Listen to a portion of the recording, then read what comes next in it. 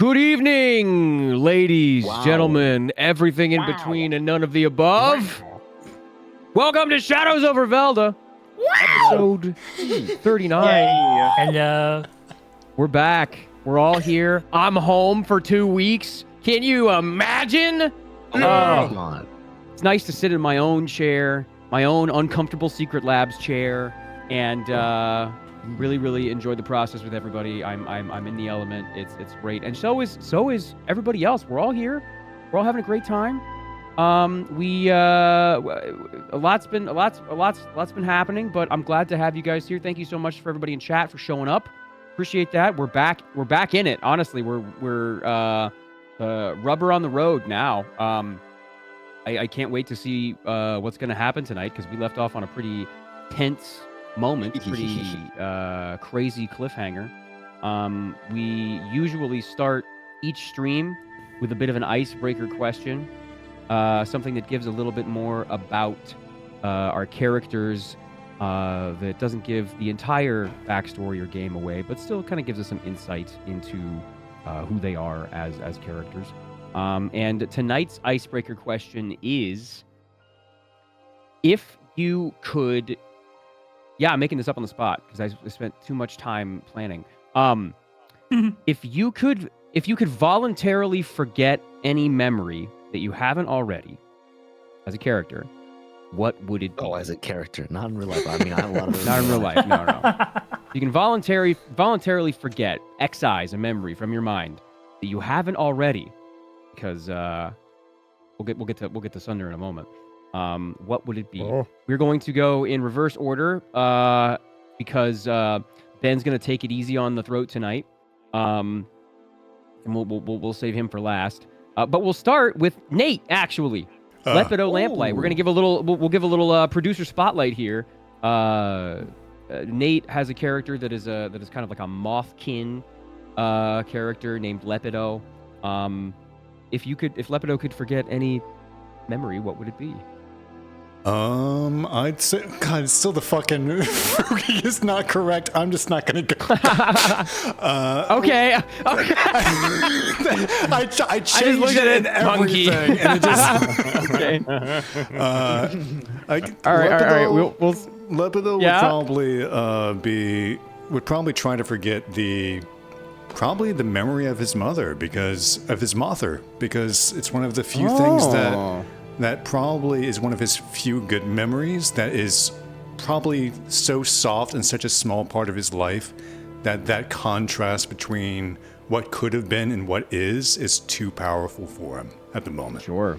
So yeah, Very that's liberating. probably mine. Awesome. Okay, Wow. cool. Real. All right, let's go on up to Leju, who is now just Pi. We are just a dude now, guys. We are just a dude. Nothing has changed. Dude, really. just out of curiosity, I don't know if this has happened or not, but do Phi's pronouns change when they become a changeling? Phi's pronouns are any, but I mean, Okay, I'm cool. probably gonna use he/him mostly because that makes it's easier because Zax is he/him, right? So it's like, Okay. I can just keep using the same one, you know. But yeah, it is whatever. It's not so much like it. Phi just doesn't care. Phi already hates life. You know, what's another what one less thing to care about? No. One memory to forget. Ooh. It doesn't have to be profound is- either. It can be just Okay. something funny or chill. Yeah, I think he would he forget about this one memory at age 11 with Zach. Okay. They were in the forest, you know, as they usually are, because Zach doesn't. This guy's good. You know, he likes to skip on his work, and they're swinging. Oh, there's like a river. He's playing hooky. There's a river. And they're swinging over. There's like a vine swing to get across the river because there's no bridge. And Zach goes over just fine. He throws the vine back over, and then Phi swings over and he it's like a little slippery. Let's go up and he like smashes his head against this side. It's like really embarrassing. You know, he doesn't die or he doesn't like get terribly injured, but it's like really embarrassing. He gets Tarzaned. But yeah. I was gonna say bridge to Bang. Tokyo, Ooh, but tree. Oh, that's Bridge to worse. Tokyo. A little bit of a darker spin on that, yeah. But still. Fi doesn't break their neck, so it's fine. Okay. Yes. Good. Yeah, you're good. That's that. Yeah, it's just a slipped and a little embarrassing. Maybe scraped the knee. Exactly. Maintain your integrity for Zach, and butterfly effect change the course of your life. Easy. Awesome. Okay. Going on up, Juzo Sunder. Actually, Sunder last session. We'll get to this when we do the recap. But Sunder actually voluntarily, Zilix asked for a memory from everybody, in exchange for a favor that he would be performing. There's several like facets of the favor, and Sunder voluntarily gave up a bad memory that he wanted to forget. We'll talk about that a little bit later. But besides the bad memory, is there a light memory that Sunder would be like, you don't have to worry about that. Just forget about that. That didn't happen. You gaslight yourself into not having that happen. A light memory? Shit. Sunder asking for some levity. He doesn't really have a lot of good memories. Who does? Shit. No, it's real.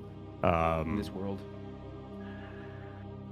I guess something that he feels like he could forget, like, and not have a problem forgetting. I guess it's not really like a good memory, but I feel like he probably would be all right, like not remembering the fight with Nine Flame. Okay. That's I feel relatively like recent. He'd be okay without that. Yeah, I feel like he'd be all right Okay. without that information. Just whatever, man. Sure. Okay. Cool. Yeah. That's good. Solid. All right. Moving on up. Hayden, is there a whimsical memory or a memory period that Argentum would like to go without? Again, it doesn't have to be cerebral or profound or anything like that, but just something that they It's just not. don't worry about it.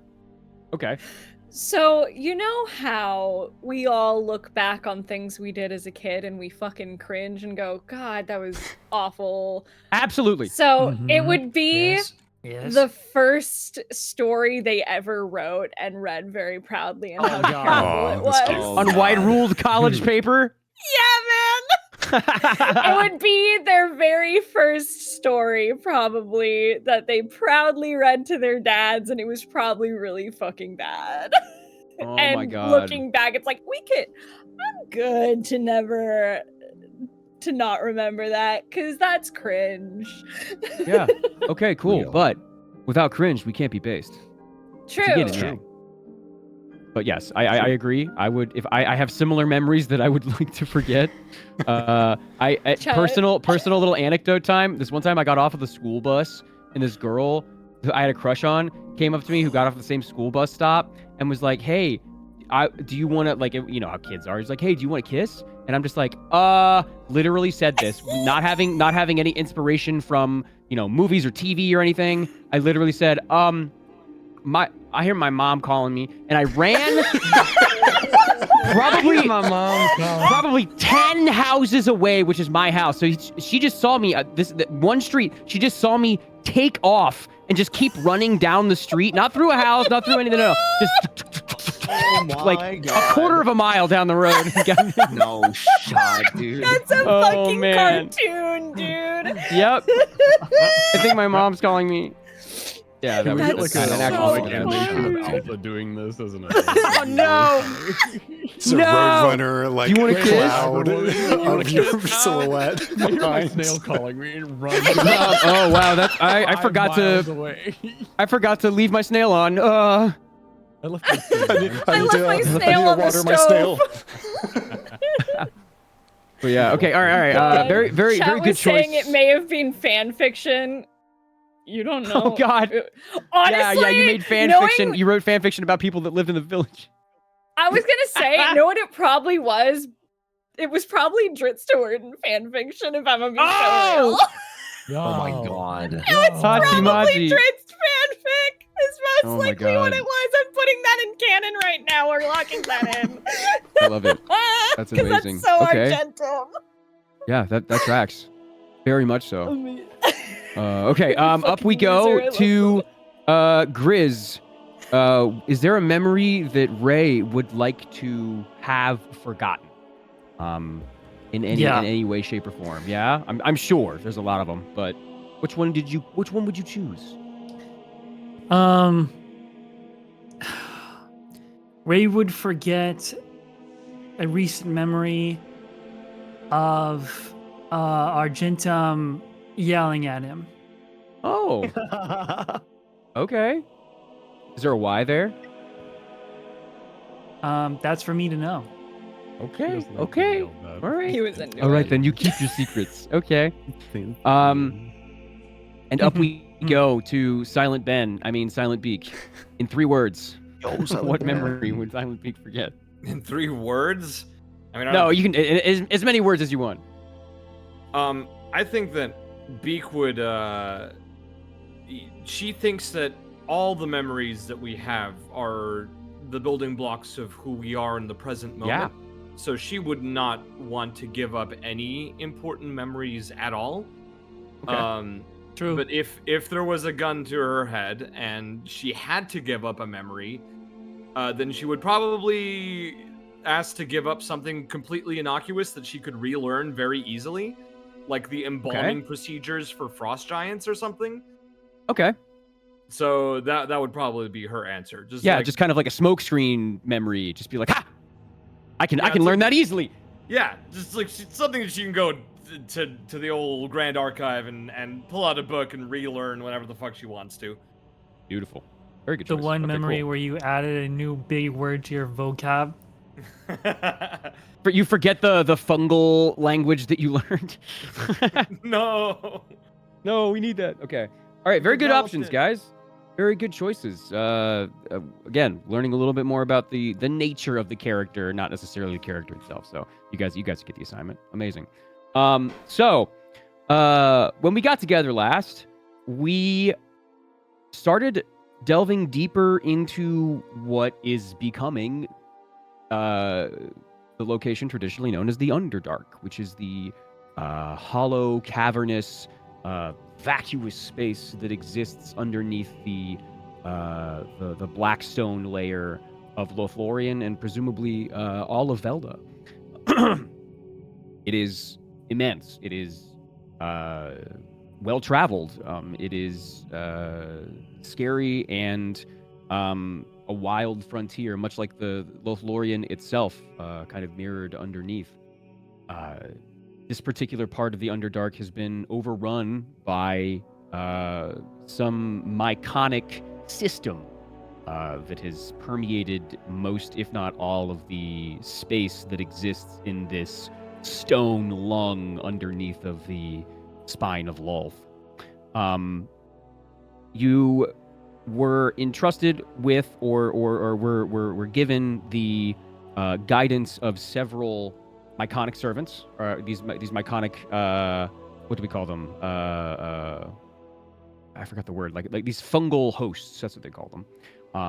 That were going to guide you through the forest on your way to see Zilix, who was going. Ultimately, you guys were going to see Zilix to get Argentum's part of Lolth curse lifted, or removed, or assuaged, or subsided in some way. He was going to help. And where did you guys go from there after the fungal hosts started moving towards the direction? This big mushroom fan that kind of looked a little bit like a beacon or a building off in the distance. You started moving in that direction, and then what'd you guys do? What happened? What happened, guys? Sorry. Yeah, did we what do something? happened? Anybody? Yeah, Sorry. Leju, God, I see. Juzo, and You guys are role playing. Leju, Juzo, and I Wow, are that's exempt from recap That's this week. crazy. Okay, sure. Let's do that. That works. Remember how we got. So you guys where we are. pushed forward through these You this do mycelial realize that carpet. by Yeah, exempting yourselves, Ben can't talk that much. You're just putting it just on you. me. It's just you. And Ray must speak. That's insane. I But don't you- want to. I don't want to keep moving. recap. Okay, I can help out a little bit. These fungal hosts kind of lead you through it, but you guys realize that they're very slow. And it would take you quite some time to get to the your destination across this fungal forest. Oh wait, did I cut out again, or am I here still? You good? Nah, you're Okay, cool. I'm just making sure. It would take you quite some time to get across this this mushroom forest, just following them. But if you followed them, it was a safer path. They were able to make sure you get around traps if you followed them immediately. You plowed ahead of them, decided to speed up a little bit, and Argentum, they were smart enough to be able to commune with these fungal hosts before you left. So you were able to divine your path through some manner of connecting the dots in these motes of light in this second space, this second spore space that you had become accustomed to, Argentum. You were able to kind of see where the origins of these trails of spores and scents and just find your way a little bit more effectively. In essence, Argentum became your fungal host and guide on the way there. And through a series of really good checks, you were able to get the correct path. However, that is still trapped, or you are also still dealing with a force of nature here down in the Underdark, deep in the festering pits you're in. And you, Argentum, nicked their hand and drew the ire of some of the local fauna or some of the local flora. It depends. I mean, I don't know. A fungus is not necessarily an animal or plant. Some of the local wildlife and a fungal mulcher, let's see, what is it called? Yeah, a fungal mulcher latched onto you guys and fought for quite some time. A bit of a back and forth. You killed the fungal mulcher, and then two more came in and homed in on you guys. And after a tense fight, and a really bunch of skillful rolls and back and forth and figuring out what exactly these things are and what they do, because it's basically fighting extraterrestrials, intraterrestrials, aliens. You have no idea what they are really good at. You bested them and became a little bit more aware of your surroundings. Pushed on forward through the fungal forest, and you ran into the corpse of a drider that was on some blackstone. After a little bit of puzzle solving and teamwork, you were able to suss out that walking on the blackstone was what was giving these mushrooms and spores and animals and plants some substrate to live on. And they would grab onto anything organic and consume it and begin to proliferate. So you held hands with Argentum, who had communed with the spores. You walked across. Yeah, you walked across the Blackstone, and Silent Beak was able to do a minimal little autopsy on this long dead, desiccated drider. You guys found a lumen mote that was trapped inside of one of these little lanterns. You found a spear that was, after reading some of the runes that were on it, this spear inlaid with the name Nine Flame. And you realized that this was probably somebody that was going to go and either kill Nine Flame or try and find, a camp that they were put out in. The Drider army, Lolth's army, was always seemingly at odds with the devils and the forces of hell. And this was just another one, another wayward Drider that was trying to kill some devils. After you got to the other end of the Blackstone, couple hours of travel still, you got to the mycelial fan. You got to the fungal fan, the seat, the mycelial mall is what it was called, MALL.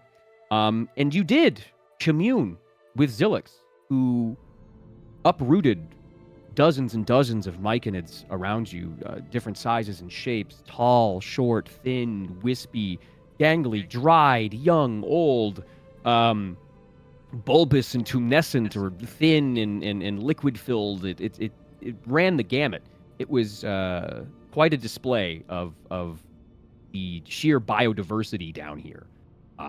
And he spoke with you genuinely, realistically, and kindly. You guys made a couple of insight checks, and he seemed to pass the mustard. It seemed like this guy, Zilix, really wanted to help out and was a pretty chill dude.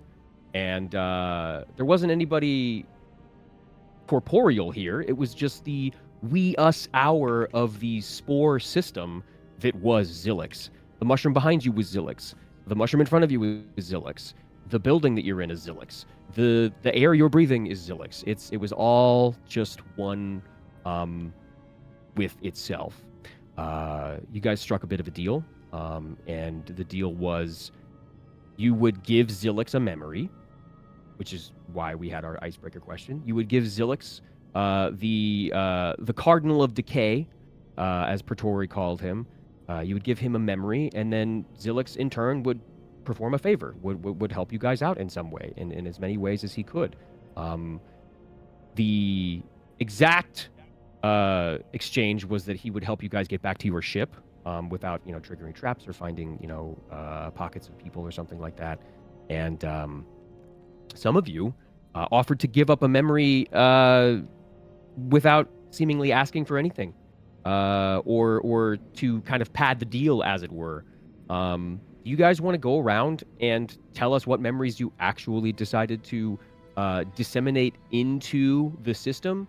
Another thing to note is that it wasn't that he was ripping the memory from you. In fact, he offered... Whoa, what is that? You have the thunder as well right now, Nate? The storm. Oh my god, is it raining in Texas? Oh my god. The storm Yeah, gathers. No, Storm- Chris, I have... Storm gathers. We have thunderstorms right now. Okay, good luck. You're gonna be okay. That was very loud. The deal that you struck was that you would give them a memory, and they would be able to hold. They would just hold on to that memory, almost as though it is a bank, something for them to chew on, like a big, cerebral jawbreaker. They would, just have it there and meditate on it and make it part of themselves and their living spaces in this big system that Argentum knows wraps around almost the entire planet. You'd be able to remember that. You would be able to experience that memory again. You'd be able to see that. You'd be able to have that euphoria or that epiphany once more if you communed back with the mushroom. So it wasn't gone forever. You would just have to find spores, connect with them, and then you would remember what you needed to remember. So the deal was struck, and seemingly things started to get a little less, not necessarily jovial, but a little less accommodating. You were ushered after, the lighting changed, the demeanor of the space started to kind of acquiesce to itself, chill out, relax, and you were ushered to the back of this mycelial mall. And after looking over a cliff, coming down this big, steep embankment, passing a few physical checks to get through there, of which you all excelled at pretty well. You landed at this clearing, this black stone clearing that still had mushrooms and fungus and stuff all around it, but less so. But distinct in its form is a large temple that was kind of built into the rock. It's almost like it was brought here or flashed into the stone. But it was, forever old. You also ran into a camp of some dead humanoids that had been studying or had been in possession of a tome that was studying the myconids that were living here. Got you some good information and got you some good items. You procured some of the fungus that was festering down here. Some of the more positive stuff after checking out the book itself. It was relatively quiet, but Phoenix did see something, and that was like double confirmed. Phoenix did see something real. Phoenix saw something humanoid that was there. You're not sure if it was watching you guys, or if it was hunting you guys, or if it was, how big it was, how small it was. But it was, a humanoid shape that was there on top of the temple, and then was gone in a crust of rubble, just kind of falling across everything. And it seemingly was untraceable. After a little bit of discussion between you guys as to what you were going to do, you entered the temple. Argentum saw that there was a crypt or ossuary for celestials in this temple, akin to a place where you would go and bury the bones of a saint or a knight or an honorable warrior. Emblazoned above this ossuary was DADS, Dads, and there was a little epitaph down on the ground, on the floor, and this information was relayed to Zephyriel, who found it familiar in a way, but you guys had other pressing matters, clearly. There was a giant crystal on where the altar of this cathedral, library, temple thing, it kind of had like almost like police office vibes, there's pews, but there's also stacks of books. Everything has been crusted over with mold and lichen and fungus. But there was this big crystal, probably 10, 15 feet tall, where there would be an altar. And as you guys inched closer and closer to it, this thrumming in Argentum's head became louder and louder. This like machination, this continuous rhythmic beating. Argentum was the one who was brave enough to get close to the crystal. After wiping away some of the fog and the grime and time, you looked inside and did see Zilix, who was not a giant mushroom, who was not a kind southern gentleman. In fact, Zilix was a fungal-infested illithid that had been crusted over in resin and sap and all manner of plant fibers and excretions, almost like a mosquito trapped in amber. This illithid voluntarily became one with this myconid colony. Unsure why, didn't really ask too many questions. He didn't tell you too much either. You just kind of shrugged and accepted it. And after he introduced himself, after he talked to you guys just a little bit, it started. He began something that it seemed like he was very practiced in. He began extracting memories, noodling his little spectral tentacles into your brains, into your actual minds, and massaging and rippling and extruding and pulling and twisting things, trying to find exactly what he wanted, exactly what he was promised, what he needed. And for most of you, you did lose memories. For some of you, you lost memories that you are better off without. For Argentum, for Phoenix, you guys lost a lot. A lot more than you had bargained for. Now, whether that's due to a poorly worded contract, whether that's to Zilix being greedier than you anticipated, hungrier than you thought, that remains to be seen. But we stand here in this temple thousands of feet below the surface of Lolthlorian, below the silvery moonlight and the shadows over Velda. Oh! Got him. He said the thing. We sit 10, 15 feet away from this crystal that has grown fat on your synapses and neurons, who sits back and exhales in your mind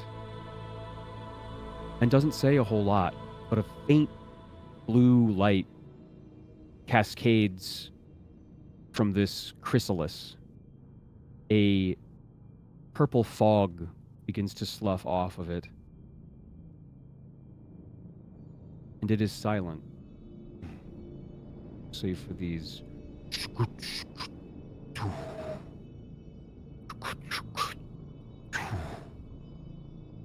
sounds like it's digesting. What do you do?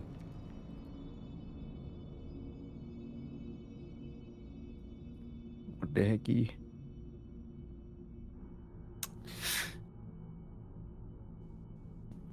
I say to Zilix, all right, you've taken more than enough. You've removed the curse. Now bring us back to our ship, and our ship out of this, wherever we are.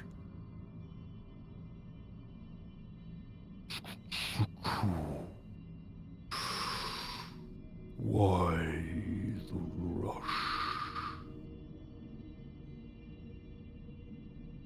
You hear this just Because like someone I know is dying. Wall of sound. We are limited on time to get to the mana pool. Mana pool. It was part of the deal. What need have you of a mana pool? Seems very intrigued. Yippee! I never agreed to go into detail. Simply restoration. To save a dying friend. Give me a second.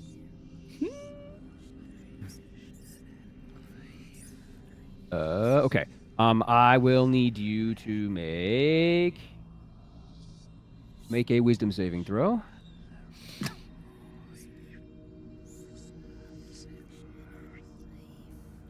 Come on, Pala boy. Mm-hmm. I believe in you, brother. I Real believe in you too. gang believe. shit. 24. Let's go, Yeah, gamer. no, it seems like he is too fat, too lethargic to mentally do this. It's almost like he's lazed himself out. It seems like he wanted to reach out and try and get into your mind, but it's like reaching for the remote and then just like, oh, I don't want it anymore. He reached out for you. You feel it just kind of move your, like the shocks of your bangs around. You feel like a patting of your head. It's nothing is physically there, but you just feel this like slap, and then it just goes limp. Very well. Don't push it. Stay out of my brain. Uphold the rest of the deal. You're more than satiated, aren't you? I am full. Yeah. I will get you to where you need to go. You may need to walk.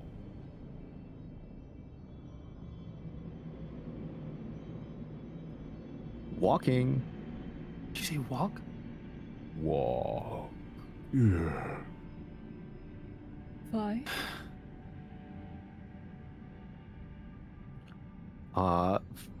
Fi is still, backed up a little bit here. You're gonna have to explain this to me. His gun is still like trained on everybody.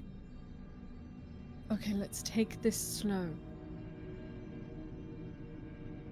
You know me as Argentum Rilis.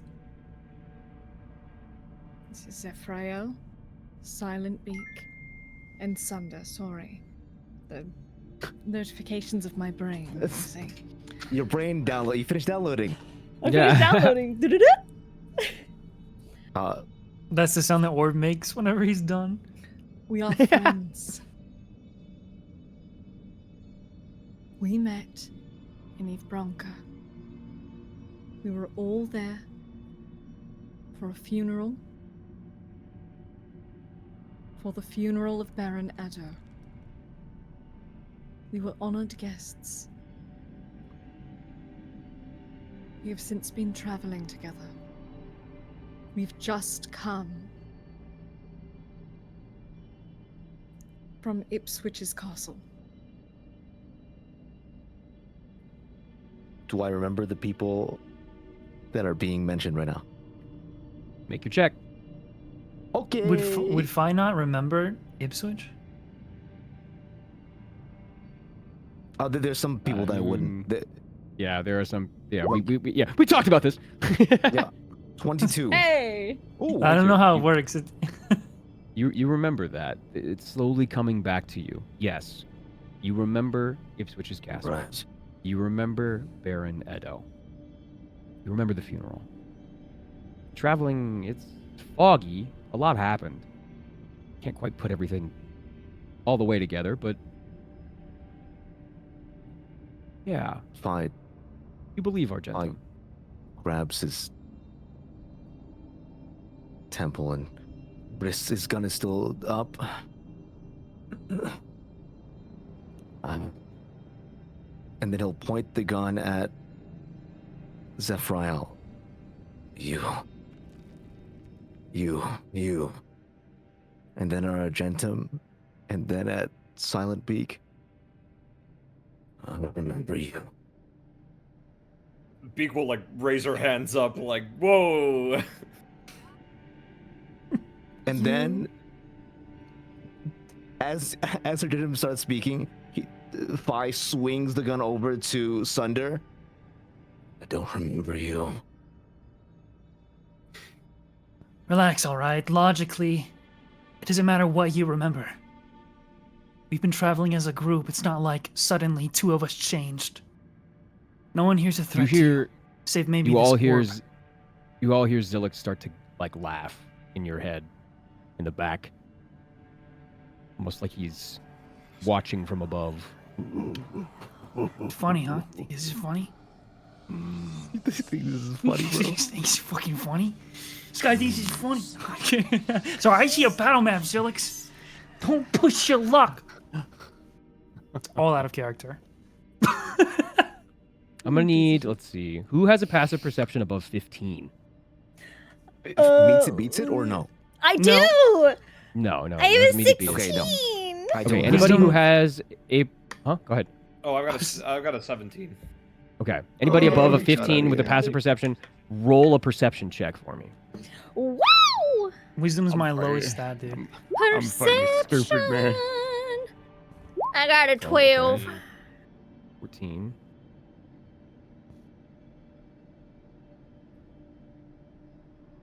Leju? It's no, I'm at 15. I don't have it above. Oh, you're It's not 15? above. Okay. Yep. 12 and a 14. You guys don't see anything out of the ordinary besides, you know, the fungus that is passively bowing with the light gust that's coming in and the fog that's sloughing off of Sorry, this my crystal. whole house just like rumbled. Yeah, dude, I heard it. Oh wait, no, I think it's traveling to me now. It's low. Real. I heard a Yeah, low one. man. Yeah. We're just sharing the storm, bud. Dude, you ever like kind of imagine worst case scenarios? Always. Yep. Yeah. Every time there's a storm, I will imagine thunder hitting so hard it bursts the windows that are like right next to me. No. Constantly. I I know always where have your that office im- is it's in my too. imagination. No. It's my imagination. It's like, I what do would I love do if this thunderstorms, happened? though. I do too. Anyways. For sure. So, after you guys have this exchange, Zulik says, Near the ossuary is a ladder down. Take it. You want us to go down to get up? Doesn't make any sense. This place is full of surprises. Okay. Is there I was gonna say if there's any way to like You guys can ask him questions. He is a captive audience right now. He's literally in a chrysalis. DM, out of curiosity, Sure. do I have, like, did he take something from me even though I didn't want to offer anything? No. That is, he maintained the contract with the people who offered memories and exclusively them. Okay. If you didn't offer him anything, he didn't take anything. It could have been just Argentum even. So like, yeah, no, you're good. You're good. You remember everything. Okay. Sharp as a tack. Just making sure.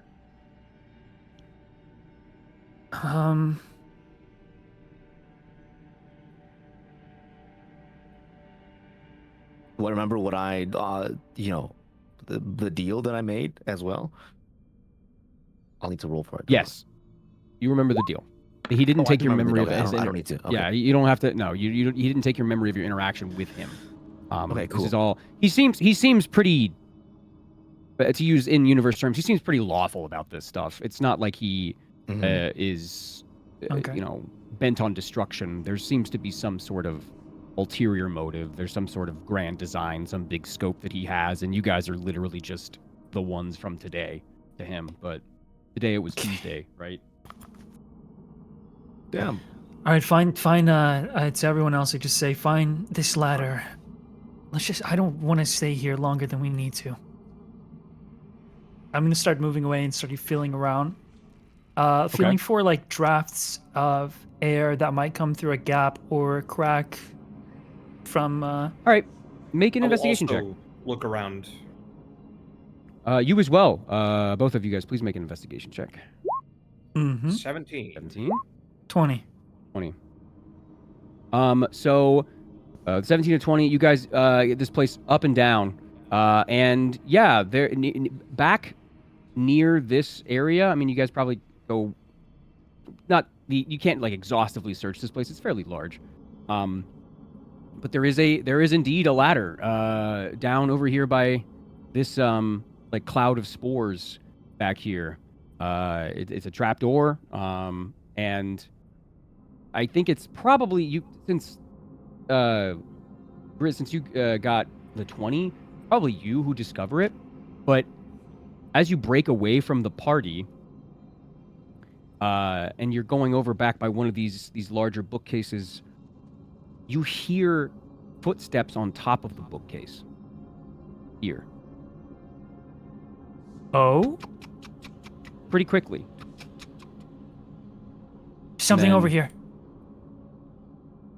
The whoosh and folds of cloth. Yeah, Beak will stand by Zephriel's side. Okay. You unfortunately, Beak, with a 17, you just barely catch this shape in the shadows. It's cloth or a hood or something that is waved a bit of spores around.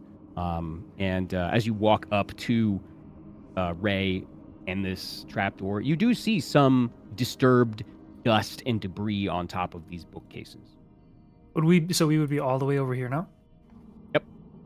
But you did find the ladder. It is a ladder down. It is pitch black.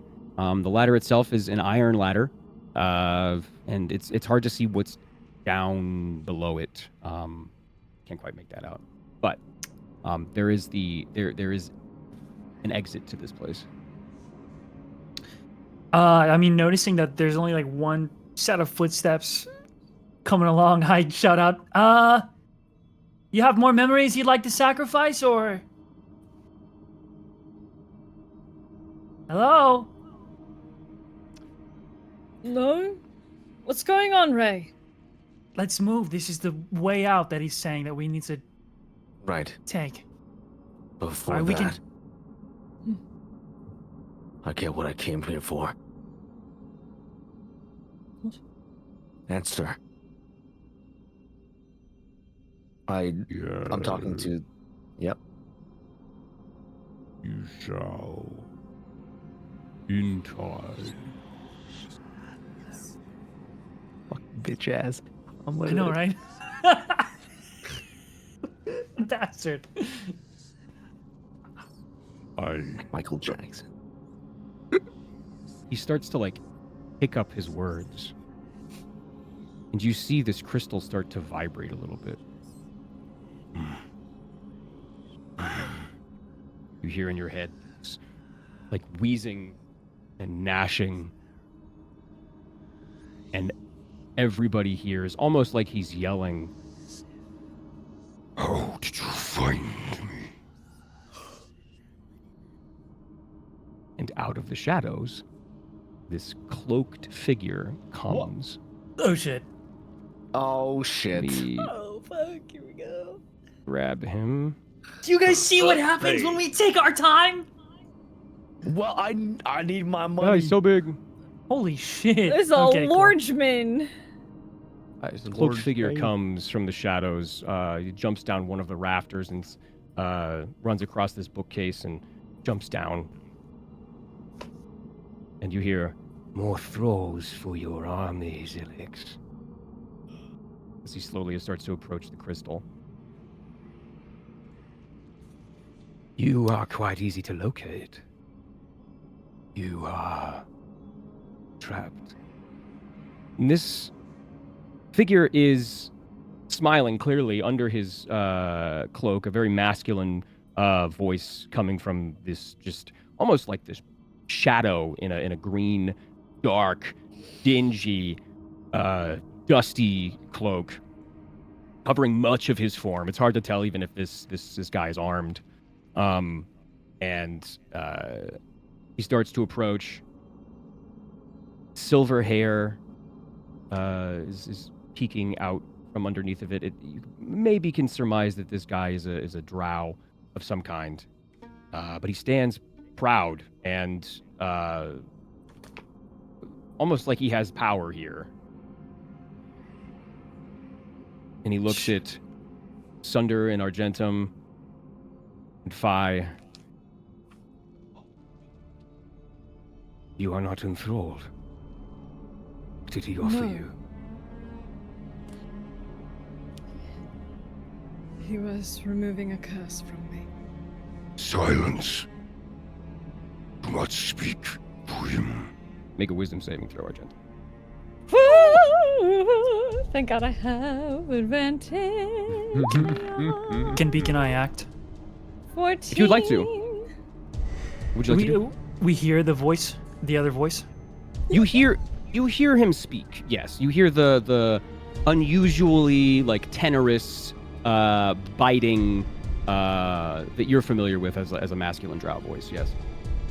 Okay. I'm gonna like just drop the hatch that we were holding open to the ladder, run back towards the steps behind this guy, Sure. and say, "Fuck, who are you?" He holds up a hand, knowing you're there. What did he offer you? Currently, and most importantly, a way out of here. I can get you out of here. You are. And I'm just supposed to trust you? We? No. But did you do your saving throw, Argentum? Yes, you did. Yeah, Okay. I got 14. You are under the effects of the silence spell. Fuck! Yo! Motherfucker! Damn it! Well, that's not good, I tell you. Argentum's worst nightmare. I know. My one power. has been silent. The yapper! Yeah. We'll start yelling in their brain to Praetori. Just, Praetori, help me out here if you're not busy. You don't hear anything from Praetori, but you do know he's there. His presence exists. You feel that bit of your brain still occupied, but it's otherwise occupied at the moment. They look like you see them like roll their eyes and just you just witness them sigh in frustration, and they'll just gesture like can't fucking speak, point to the fucking illithid. You see, as this drow man like pulls his chin back, his skin is black. His hair is thick and greasy. It doesn't look like he's bathed in quite some time. Skin doubly so, but his eyes, they flicker with this purple pink light. We've discussed this, Zilix. Was willing to let you experiment as long as you did not obstruct the mushroom farms in our colony. The Myconids are beginning to speak to one another. They assaulted my boy. What say you? I have no jurisdiction in the Drow Temple. The tower is, as we discussed, off limits. Then what is this? He reaches into his cloak and throws out a severed Myconid head. Blood coming from its mouth. Oh. I was gonna react, but I can't see. You just hear wet plaps on the dusty floor. There are millions of us. And you say you have dominion over them all, yes? I'm sorry. He reaches into his cloak once more and produces a very ornate obsidian hand crossbow. I think it's time we took care of this. Do I hear the click of a weapon? Oh yeah, this is something else.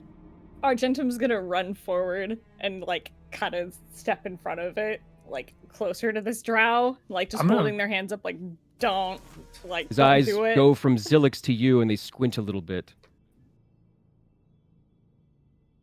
What game are you playing at, Kalashtar? I want to try to. Okay, so I'm silenced. That doesn't necessarily silence my brain. No. Can I try to create a mind link with this motherfucker? Yeah, of course. Go ahead. Yes. So, can you may try. They will do so. I'll get closer behind as well. Okay. Nice. Watch your feet, Celestial. Listen. You will hear this in his brain.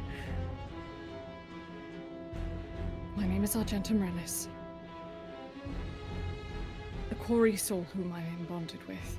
Dies to like a grimace. They were in danger.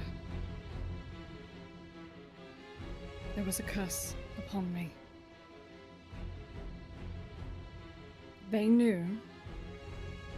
They were familiar with Zilix. And Zilix asked for one of my memories in exchange of removing said curse, and they did so.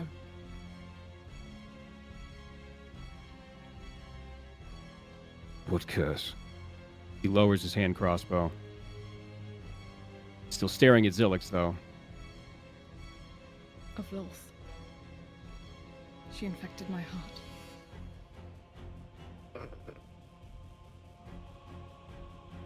Curious. Lolth has been gone for decades. How can I trust you?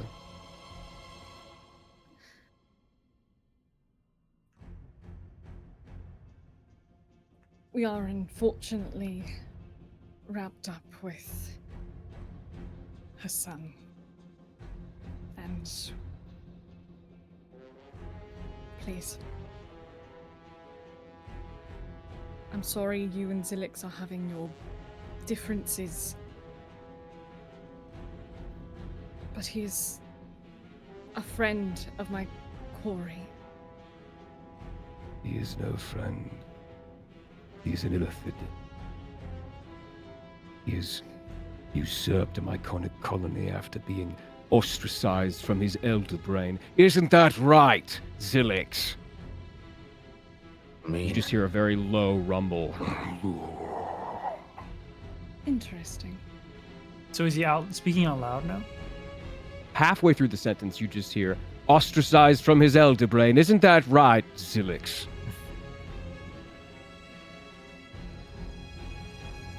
Look, I don't give a fuck if you kill him, but he's got their memories. If he dies with them, they're never gonna get them back.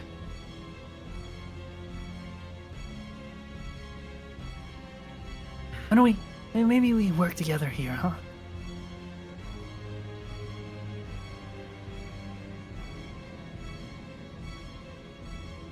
Work together to what? To what end?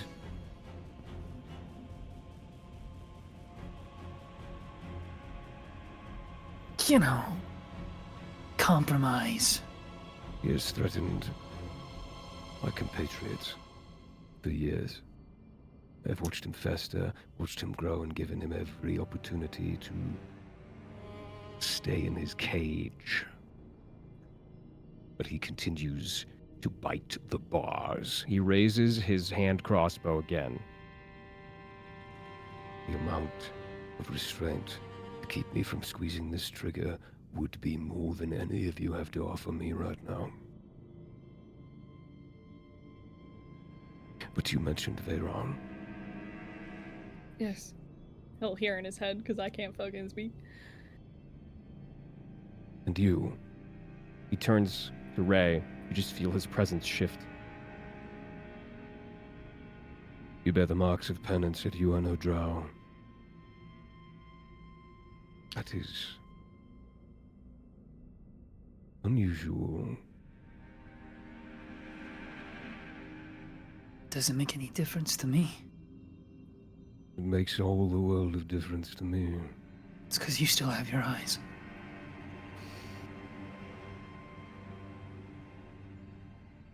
And what I see in front of me might as well be a circus animal. I don't look, but I like move my head back. It's a very rude thing to say about her.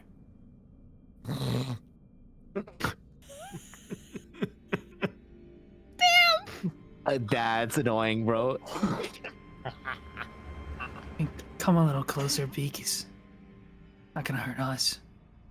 Beak will like judiciously move forward, but she has kind of her hand at the ready, kind of almost like somebody who's about to quick draw a gun. I'm not gonna step kind in of- front of your crossbow, but Silent Beak, you do see him turn to you, nod his head, and say, Lady of Death protect you. Hearing that will make her like raise her eyebrows in surprise, and then look to Zeph and then back to the drow, and isn't really sure how to proceed. he turns back to Argentum. And just looks The at more you. he speaks, and is like clearly knowledgeable about each person, Argentum has like, I guess, an inappropriate look for the current situation, for the gravity of it, but they are just fascinated by him, by how much he clearly knows. They've got like the dorkiest look, like, oh, and just in his head, he just hears, "You're knowledgeable. I like you." He once again flicks his lavender eyes to Zilix. Your quarrel is not mine. While I do worry about getting my companion's memories back, I knew what I was signing up for. And I had a feeling that he would take more than was bargained, but removing Lolth from me was more important. He speaks in your head. You offered him memories. What did you did. give him? Do I How remember? much does it mean to you?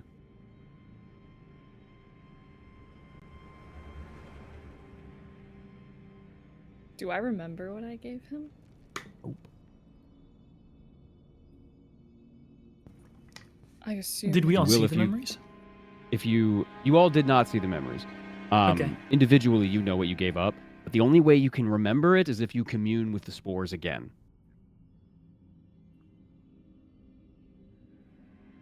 I don't remember, but I assume it meant a great deal to me if I was willing to give it up.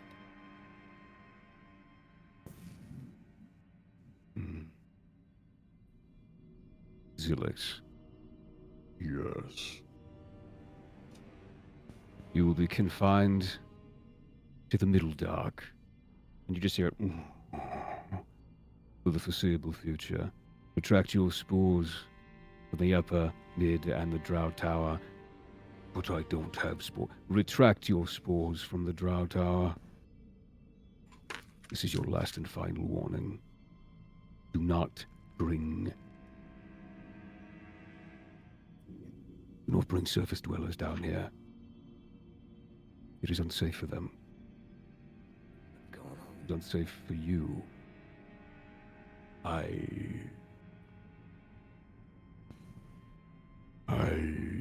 acquiesce. Good. Let this be the last time I warn you. It's been 10 years since I've had to make a house call. And I don't want to make another. Fester in your own cage, Illithid.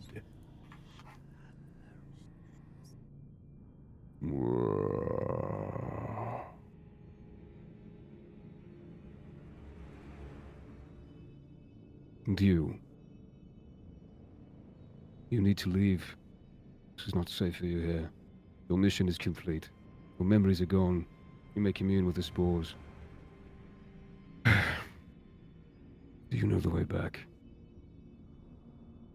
We would.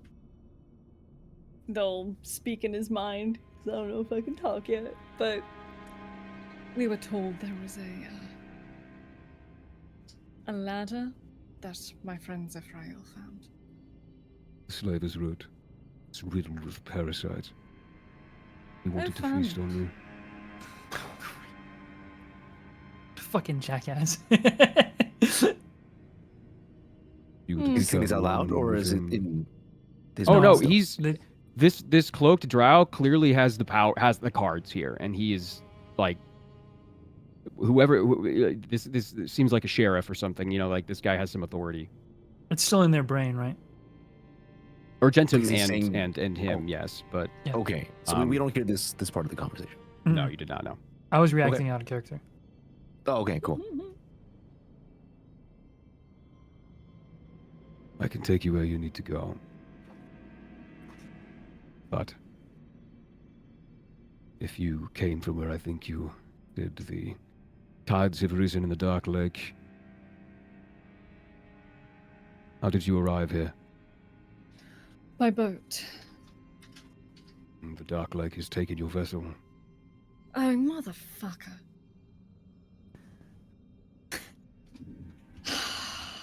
It's okay. We have a camp over by the Drow Tower, the lighthouse. You can wait there and try to contact your friends. It is on the Dark Lake. But I need to know your stories. I need to know why you are here, what you are doing, and why you have interacted with Veyron. And why you have touched the mistress's heart. I hope you like stories, darling, because it is a long one. We have a ways to go. They'll attempt to speak. It's almost like somebody moved their hand from your mouth. Oh, thank goodness. Don't think I've heard you that quiet in a long time. I hated it. Like I said, it is the one thing I'm good for, is my words. That's an understatement. Oh, thank you. Okay, so clearly you Cloak- guys were talking telepathically. What's the cloaked deal? drow He said, pushes past Ray and Silent Beak and begins walking down the stairs with purpose, not necessarily Let us- running or anything, but, you know. "You'll follow our guide," whose name I haven't learned yet, but I will in time. The tide has taken our ship, but he said we can go to the Drow Tower and attempt to contact our friends.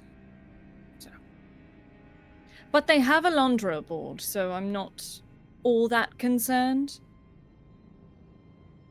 Everybody on that ship is more than capable of handling themselves. For the I most would part, say they yes. should be all right. They have a very well-endowed captain. They have protection. They have a flame elemental, so I think they'll be all right. Honestly, I think the flame elemental might be their saving grace. Yeah, especially down here. Damn. All Well, I right. suppose we might as well follow our new companion. You look Beak's down and you gonna- just see he's gone. Beak's gonna quickly go over to Argentum with a message. Mhm. Did he tell you how he knows me? No, but given your garb, I assume he just figured it out. She gives you a look of just like, oh, yeah, that's true. And then gives like a small shrug. They just like shrug like, oh. All right, come on, everyone.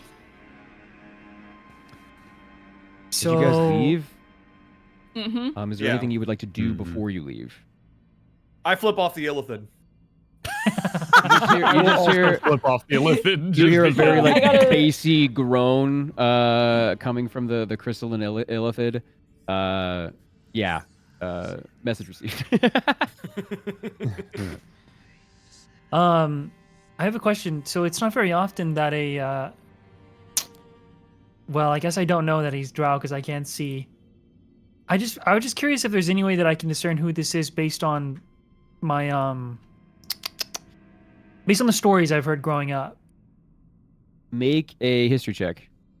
I have an inkling out of character, and I'm trying to figure out if there's any way that I can. And Yeah. I'm shitting my pants. Okay, I rolled a 9. Forget I asked, actually. 9. Oh, There no. are, this is just another drow. I mean, you don't even It's a tell. fucking You can't even drow. tell it's a drow. Yeah, I know. I all right. I follow the mysterious man. So this man, this cloaked drow gets you guys into the vestibule of the temple. To your right, you have the ossuary. To your left, there seems to be the quarters that Argentum had sussed out last session. And the drow takes out from his cloak in a bag. You hear the rustling of leather and flaps and straps, and he takes out this dried black mushroom. It's like desiccated. It's ancient. Looks like it's been hung to dry in a cave somewhere that has a nice draft. He crushes it up in his palms and like sprinkles out the powder in a circle around you guys. And you see the fog here, like that is spores, start to like twitch and shrivel and then fall to the ground. And there's like clear air in this circle.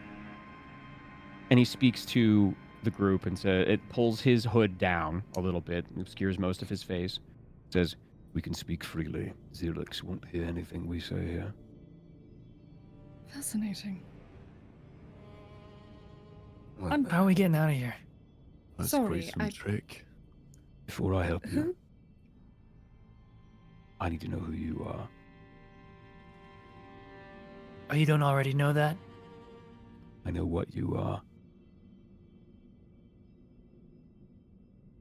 Be cool. I'm Argentum Rillis. She'll write a I'm message author. saying, "You first." I mean, I already started going, but yes, sure. That's not the nature of this deal. That's fair. I am Argentum Rillis. I am an author. And, as you know, a Kalishtar. He smiles a little bit, charmed. Your turn. Black blood. Name. I'm assuming he's speaking to me. No. Yeah, he's looking at you. Really gonna make us do the whole group. Do you prefer the actual name or what I go by? Oh, that's a good point, isn't it? What should I call you?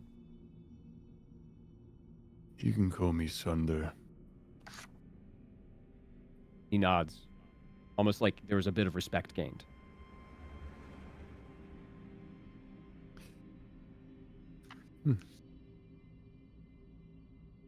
Death Ward.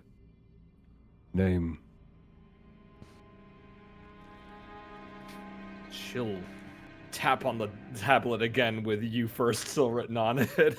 He very slowly folds his arms, taps his Yeah, foot. I'm with you. You'll have to excuse our little feathered friend.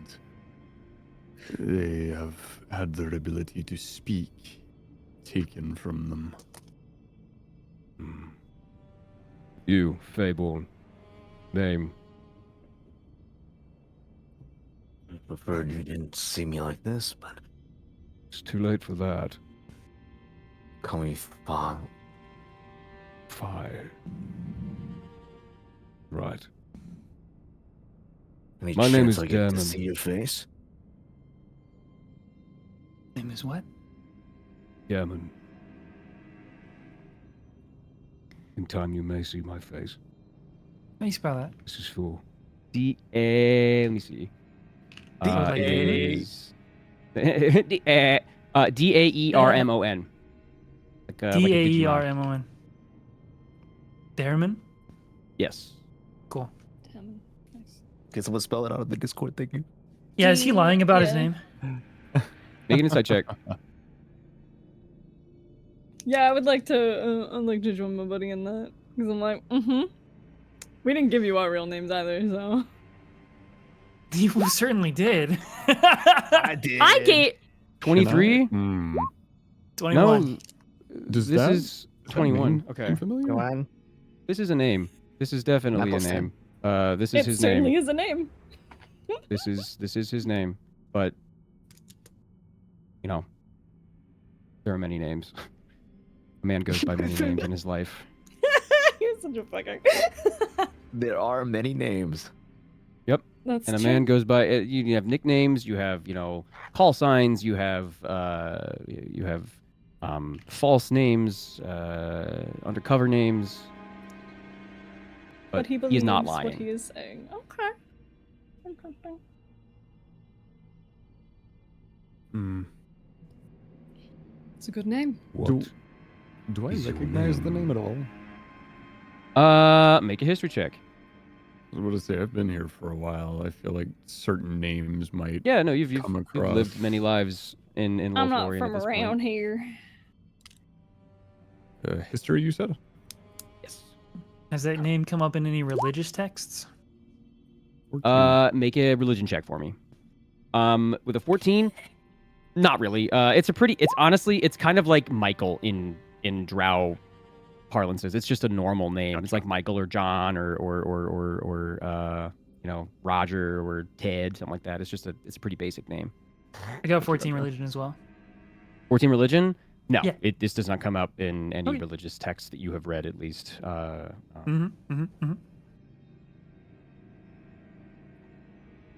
He kind of sits there, waits, And you are... Is he gesturing? Celestial. You. What is your name? Last one. Zephyriel, champion of the Reformed Church of Lolth. What? Yep. Oh God. He walks okay. up to you. You feel his boots clack on the ground. And he, for the first time, removes his hood to stare deep at you. I got a good look at this guy, huh? You did get a good look at this guy. He is very handsome. He even by like surface dweller or human standards, he is handsome, but he seems relatively old. He may be, I guess, in human years, probably in his mid-50s. He's got a little bit of like stubble, this like white. All of his hair is stark white, silver even, as it reflects in the light in the candles that have been lit. Very stern chin, but a very serious face. It looks like he has lived many lives. He's wizened, as it were. He looks you up and down, and he says, Reformed Church. Yes? Correct. I heard you correctly. he looks at your entire being, what you're wearing, and he grabs your hand. What do you do?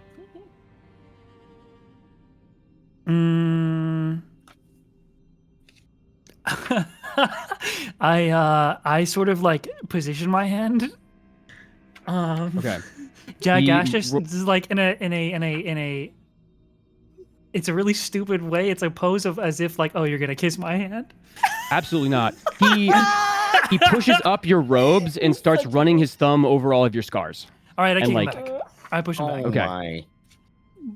And I will channel divinity or what's it called? Fucking what the hell is it called? Jesus, channel divinity, conqueror's presence. It is Okay, a what's wisdom the save. save DC there? 15. Wisdom save? All right. Yeah. Let me get this. Okay. I'll roll this on the table just because. I have advantage on wisdom saves. 15. Does that save? 15. Yeah, that actually just saves. Okay. But I still push him back off me, and I do it almost you do. like subconsciously, and just say, "Get your hands off me."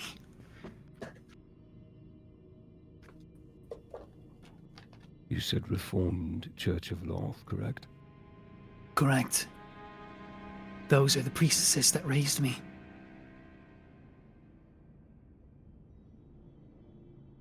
I read the name Lucius. Do you know her? As to not bring up my hold on. Do I?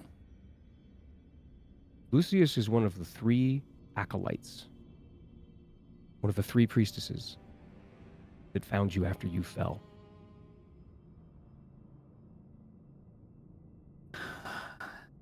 Right, yeah, it's been a long time since I opened up my backstory, Doc. I do.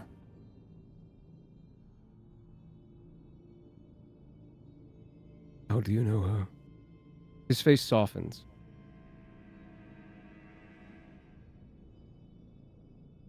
She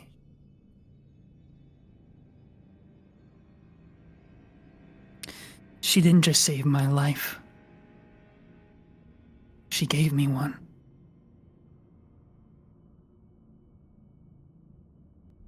When I fell to the material plane. And you are a warrior, yes? I am. Follow me, all of you. And he begins to leave the temple.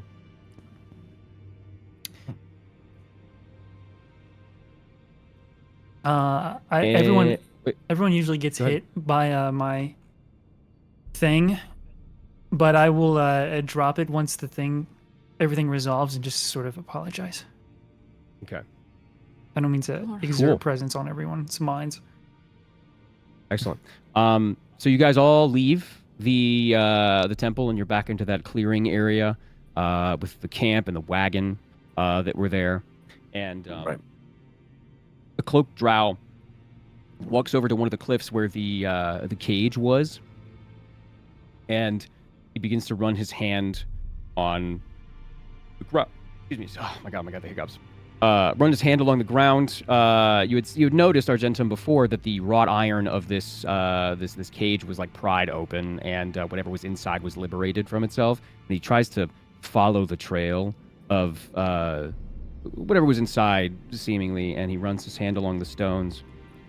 And he hefts a decaying mushroom cap off one, kind of lazily rolls over right in front of you guys like a hubcap, and then just kind of falls to stillness, and then moves one of the stones out of the way.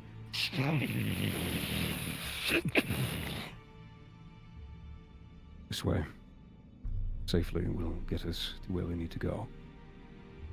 Sure. And he vanishes into the darkness. Last thing you see as he turns to you guys is this lavender, almost luminescent, these eyes just striking in comparison to his full gray form. You guys follow him? Mm-hmm. Yeah. Yes, I follow. I'll wait for everyone Okay. to go, and I'll Begrudgingly follow. I Okay, cool. whisper to the group, "Look at us making friends everywhere we go." I know, it's so popular. Can't count All him right. as a friend just yet. We don't know what his intentions are. So we move. Uh-huh. Whoa! Wow. Been a while since I've Hey. seen a map change. Oh It's my been a god. minute map since you've been in a change. cave. So let's see. I gotta move you guys over here. Hold on. Damn, I feel like that could have gone so many different ways when he came up. Point of It this. really could have. It was a very very tense situation. Let me Real. see. I gotta find. There we go. Cool. Oh my god. My mouse sometimes likes to double click instead of single click, so it ruins like half of my clicks. I hate it. All right. Paste. All right. Sweet. You guys have control over everybody? Are you good? Yes. Where are you? And I'm Does so make sense. sorry. Yes, I can move my pog. Excellent. Yeah. Okay. I am gonna go pee really quick. Me too. Me too. Because I have to pee really bad. Okay, I'll be right sounds back. good. Hold on. Okay. BRB. Cool. I'll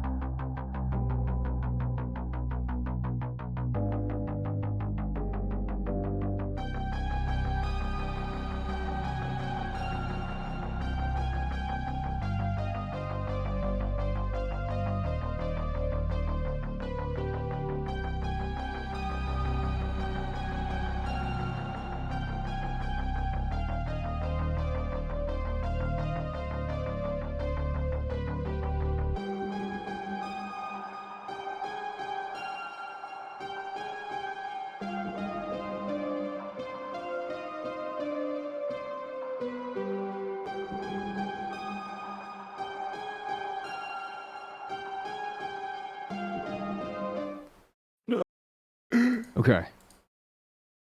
You guys find yourself in a pretty dimly lit cave system. Those of you with dark vision seem to be fine. Those of you without kind of have to find some light or attach yourself to somebody who can see, because it is, once you get pretty far in here, it is pitch black. It is very difficult to see. I can cantrip light. Or the okay, cool. if someone tells For me the it's dark. non-seers out here. Yeah, Do for you, the do you non-seers. put it on an object, or you just put it on your hand or something?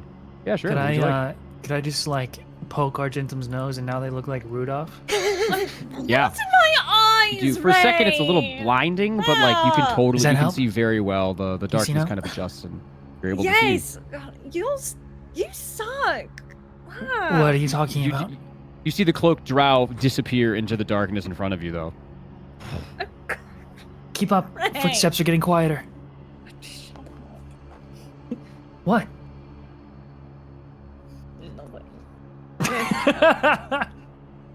You hear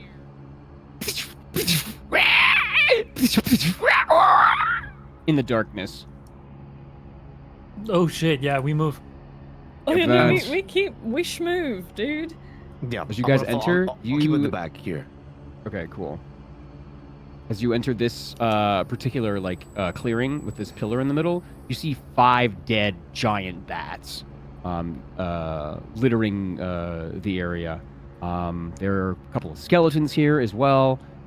There's some somebody the corpse has been webbed up against this particular pillar, and the cloaked drow moves forward once more with the crossbow, the hand crossbow that he has, to his side. He hasn't really said much. He doesn't really seem to interact. Well, you guys back there, you coming? Can Yeah, we, I'm boys? thinking. I'm thinking the back, the rear of the party here. So I Just like to see don't everybody. mean to pry too deep, and you're welcome to tell me no, sir. You mentioned your boy. I assume you mean your son? Oh. Oh, my son.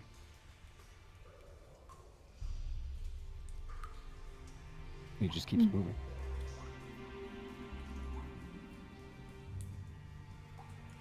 I You don't get mean into to this get too- area. No boy. Oh, go ahead. I don't mean to get too personal. My apologies. He doesn't say anything. He moves his head on a swivel inside this place. Quiet. Don't move. Don't make a sound. Everyone roll a stealth check. Okay, baby. Beautiful. I'll also pop a divine sense for fiends, celestials, and Wait, undead. hold on. That's hold on. a I would like to 11. announce something before that. Okay. As he says, don't move, don't make a sound. I will quickly cast Cloak of Shadows, or Pass Without a Trace. Ooh, I was Nice. about to do the same. Nice job, buddy. Okay. All right, sweet. So everybody's got a plus 10. Still roll a stealth check. So that'd be 21, 23. 21. 21? 21, 23, 20, Oh, it's not 20. 36. Oh my Ooh, god. 20 you anyway. disappear. Goddamn. Wait, that's religion. You're never mind. gone. That's religion. I clicked the wrong thing. Ah, yes. It's actually a 19. Silent King prayed very efficiently in the darkness. Okay. 27. Okay. Let's see. Okay. Collectively, you guys did really well. Okay. So the cloaked drow just stands there, hands out. You're able to kind of see as Argentum's head moves around, the light in the room itself kind of moves around a little bit, casting shadows in very strange places. And you feel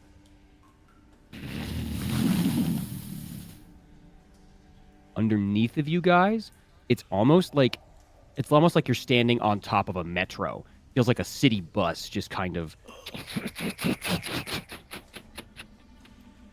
goes underneath of you. A couple of rocks fall from the ceiling. And you also notice, as Argentum moves their head around, this entire room is filled with bat shit. It is like Guano. 10, 15 feet tall, 15 It's feet actually high. insane in here.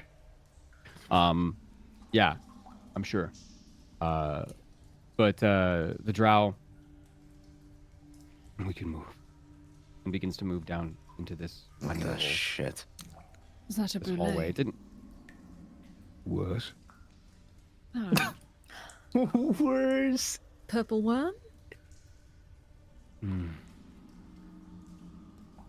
Doesn't say anything. He's I love being right. he's tracking.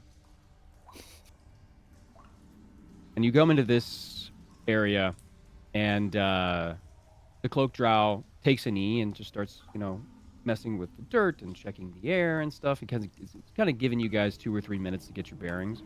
In this room, there are dozens and dozens and dozens of dead bats. This looks like it's some sort of bat farm, where they would I was go gonna say, and, there's like and buckets of bats on the yeah, there's map. bats everywhere. It's a bat farm. People in the Underdark have to get protein somewhere, and the offal here, the bat guano, is used for myriad things. The cloaked drow actually takes a handful of the bat guano and rubs it together almost like a cream, and puts it on his face, and puts it on his cloak, and on his cowl, and up and down his neck and stuff like that, on back behind his ears, on his boots. Oh, They won't smell you if you douse yourself in guano. you know what? I've been thrown up on today. I have had exploded monster in my hair before. You know what? This is probably the least disgusting. It's completely sterile. I trust you, unfortunately. All right. He smirks a little bit. Oh. And This is necessary. I stand next to the darkness emanating out of Phi. Yeah, I'm just not gonna do that. yeah, Argentum, sure. like a parent, is gonna walk over to Ray and just get it all on his nose, just like smearing sunscreen. gross. It's like grainy. You'd think it would be like creamy, like makeup or anything. No, it's like grainy and like pasty. I divine smite Argentum. Oh my god! Do you? No, Are dude. PvP. I was gonna say, fucking I would bring it, definitely, dude. I I'm definitely a would fight. I would fight them trying to put things on me. It's just like Keep back one leg there. out and try and You. push them away. Now get Swing the fuck divine away smite from me. Crit, fucking 44 damage. on your Imagine. yeah. Do you want to do rollies for it? You mean a contested? Do you want to do like a guano smear? contested? Hey, you guys Yeah. got essentially this is a short rest. Oh, that you're so pretty. Oh, The drow is cool. taking you on. Yeah, of course I'll Um, contest that. Yeah. Contested What's the role, strength. DM? You wanna do Let's see. Wait, no, it's for you guys. It's you, right? You're Yeah. the one. Yeah, go You ahead. guys are- They're trying to put guano on me. I'm trying to Hold keep them on, the my hell away mouse from me. died. Okay. So, What else? I'll have Hold on. Argentum roll a sleight of hand check, and Ray, I guess, roll a. I don't know. Acrobatics. Acrobatics. Let me roll Yeah, I acrobatics. guess acrobatics. Yeah, roll an You acrobatics check dex, to get out of the bitch! way. No! I'm gonna auto lose because my dex is poopy. No, the guano's Your poopy. face is gonna be No, poopy. go on. All right, you have Take to be. this! It's a 4! You can't beat that! Oh my god, a 4. I'm basically Anyway. a god! You start dancing around. I use And- Wall's glaive to like, you know, like when you hold a kid by the head and they like can't get closer to you. Oh yeah, you push him away. Twirl over. You let me. Okay. You need to relax. I'm very calm. Stay away from me. All right. Who coated themselves in batshit? I'm covered in poop. Okay, Just fine. for the Beak comedic has effect of applied it. Could the say poop. I'm full of Geek shit. has applied the poop. Yeah, same. Okay. Me too. Again, you don't have to. It's just No, something that he Thunder suggested to do. definitely will. Last session, does. Argentum told me that I He's smell going really to. bad, and it He's actually hurt my feelings. I'm not covering myself in guano. If you stand in the I'm gonna center, you'll fucking be get fine. you. He's gonna. Sure.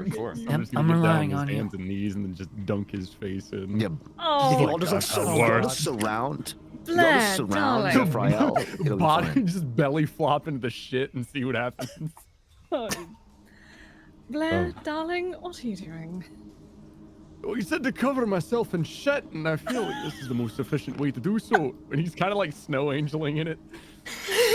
Fucking ridiculous. Like I shit you not, he's literally just on the fucking ground. Yeah, no, there's no You- shit. Darren sits on one of the crates and looks at you guys, and like from under his cloak, you just hear him say, We brought you all together. Something's gonna pop Misfortune. up. Like, funeral. Yeah, some dead guy. Are we Is that also what you were rolling short for? rest, by the way? "Yes, Yeah, if yes, we this is can. this is essentially a short rest." Hell yeah, brother. Is that what you were for? Beautiful. Good. She was not with us at the time. No. Really? For the funeral? We met her along the way. No.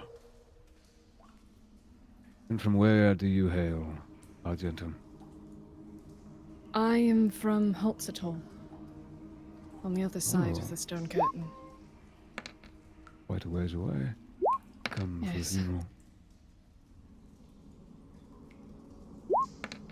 They needed Well. a master of mysteries, and I fit the bill.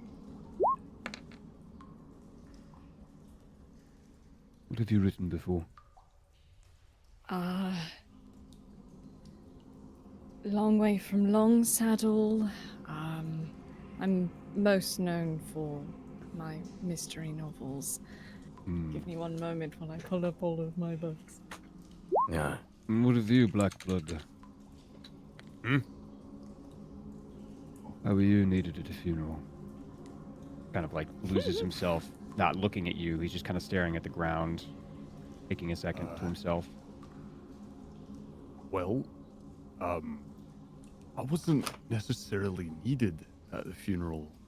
I more so ran into these guys in Branca, and I grew up there. I knew the city. Gotta like just pick it this guy back up. of my hand.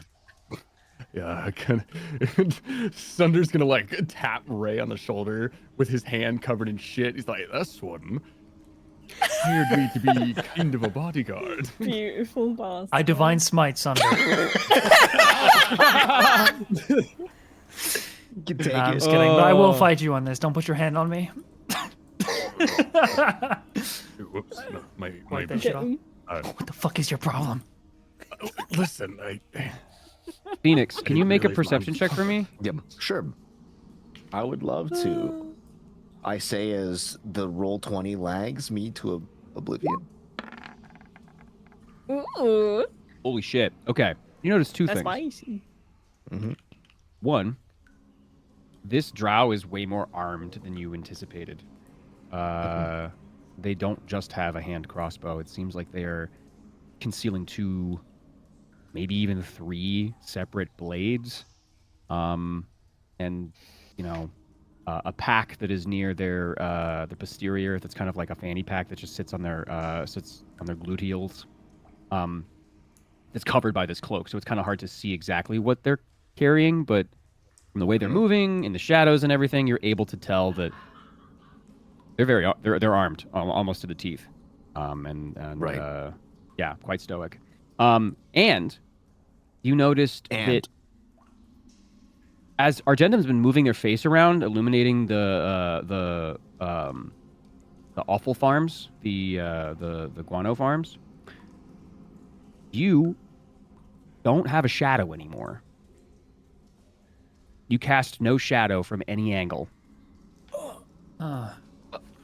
Everybody else does. Okay. But it is since left you. At some point from the temple here, your shadow is gone. Can I look around for it? Yeah. Make an investigation check. Bro's like getting down on his hands and knees looking for like a contact lens. DM, may I also Yes. check for something silently? You may, yeah, of course. Can Yeah. I just feel my like hip and my bag just to make sure that I've still got both the whip and the heart of Lolth? Yeah. At this point, it's kind of second nature. It's like remembering that you need to breathe, right? You're just like, oh yeah, it's still there. My lungs are still there. The heart is still there, nestled deep away, and Okay. the whip is still on your side. Yes. Okay, thanks. And let's see, you got a 16 investigation. Yep. You don't see your shadow. No, Damn. you don't know where it is. You kind of look, and you don't do a Okay. huge like major surge. You don't run back and retrace your steps or anything like that. You just like look around in the immediate area where you guys are taking a short rest. Not here. Can't find it. I knew I put it somewhere. I messed up in my other pants, guys. Sorry. Yeah. While I you just- guys have been looking around, Sunder Yep. walked his way over towards this big bucket of bats to see what the fuck Yeah. it is. Sure enough, it is a bucket of bats, and just like looking, well, more not a bucket, more like a wheelbarrow. The wheelbarrow itself has like 3 wheels. Next to it is an implement that you imagine is like it's like a big pair of tongs, but kind of like scissors. It looks like it's used to grab the bats out of the air and then just break their necks and put them in there. The barrel is just full of all sorts of bats in different sizes and shapes. They look pretty feral. They look different than bats you would see on like a cave on the surface. They're a little furry. They've got a lot of hair, very long teeth. They look kind of on the lean side. And they're in all different shapes and sizes. There's some that are runts, some that are pretty fat and meaty, some that are a little average. But yeah, that's all that's in there. Nothing terribly valuable, but it's weird because you'd think there would be people working these farms, but there's no one here. Well, you said meaty, I think. And Sunder's gonna kind of like look around, and he's gonna Okay, grab one of the Ozzy, big are you gonna fat bat? bats and Oh put it. my god! He's not gonna eat it. He's just gonna put it in his bag and walk off. Yeah, you grab Save grab that one for later. grab like a 1.5 pound bat. You kind of fold its wings up and tuck it away. It's dead. It is limp. Its neck is broken. It's flopping around. But you get it in there, and you have one bat. Roll a stealth check if you would like to be stealthy about it. God damn it. I think he's trying to. He's very much so trying to be stealthy about it. He's like, I don't want. No. Let's see. 13. 13. You know for sure that Darriman saw you. He looked over at you as you were doing it. If anybody else would like to try and see him steal a bat, I guess make a perception check. You just so happen to be out of my range, so you don't get +10. No, I don't see shit. No, you don't. Argentum does not see Thunder steal a bat. You could probably guess what I see. Their eyes are trained on Darriman. You do not. Wait, Ray does not see Thunder steal a bat. Do I see it? Ray does not see. You do. Silent Beak does. Silent Beak and Darriman both look at you as you take the bat and like. Darriman at least is like, what? Quite delicious if you over a fire for a few hours. I think hearing that Thunder's gonna like quickly turn like he has been noticed, like deer in the headlights.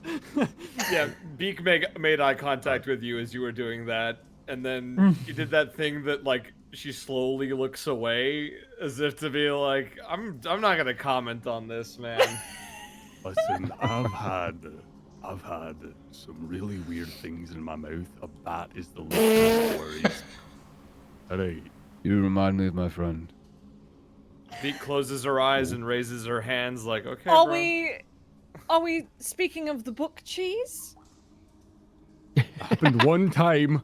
It was one time. Yes, but darling, it still happened, and I feel like Hey, just be happy that I didn't lick the dragon, because I would have. I know you Would've. would have. You hear. Skippeldipatif, nifo pibelibatatiskedibet. Borskidapatapata, libat snukandivat.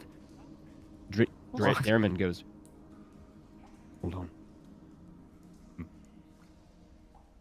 The workers are here. And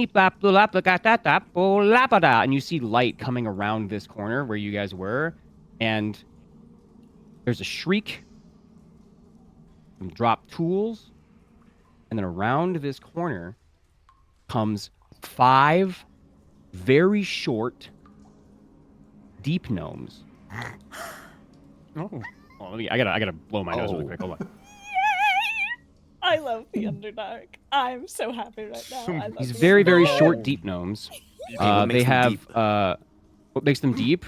Don't make me say the color of their skin. They live Down under. way underground. They turn the corner, and one of them has a lantern. A couple of them have these like candles that are sitting on their helmets a little bit, like melted on there, fastened there. One of them is like trying to struggle to pull up their pants, like like he's wearing stuff that doesn't fit very well. The other one is wearing armor, but like, you know, armor that you can work in and move around in. And one of them looks like to be the leader, and he's fully armed in all sorts of slapdash stuff. He's got like a cuirass that clearly was probably made from a dead drow that he found. He's got greaves that are way too big for him, probably for like an orc that he's just like moving around in. The first person that they see is Fi, and all 5 of them come up to you and then just start going off in Sverfniblin. Whoa!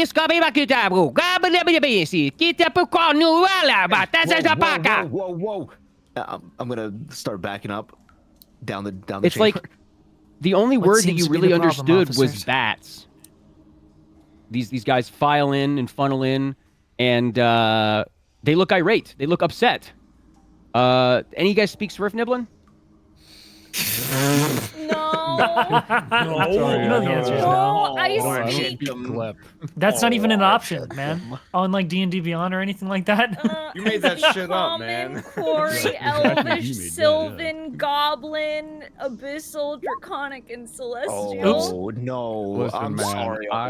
Or Gnomish. Niblin or whatever the fuck. No. Oh, Gnomish, Gnomish. nothing like 3 that. languages. Deep gnome. No. These dudes talking No. like fucking Glep from Smiling. Dude, I was Pretty much, thinking it. yeah. Exactly. Almost exactly like that.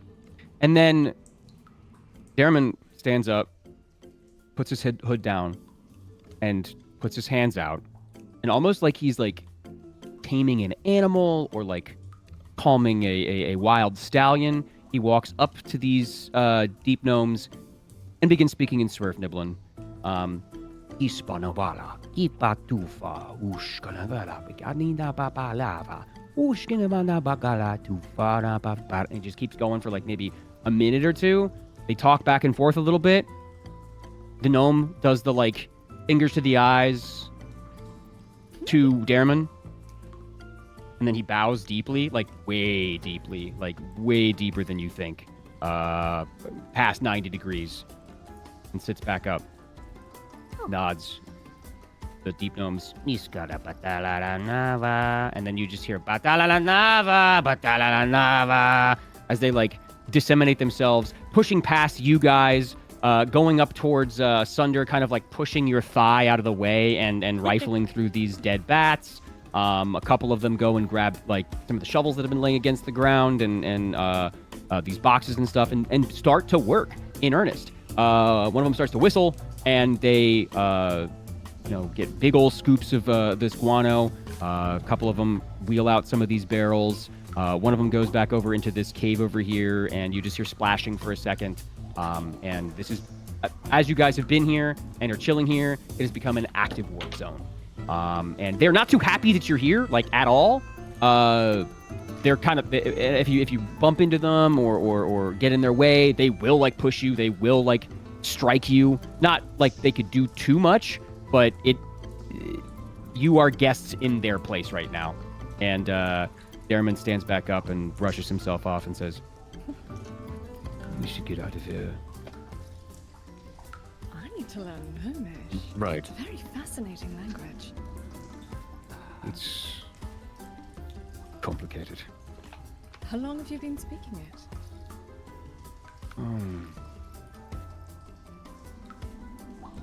About 10 years.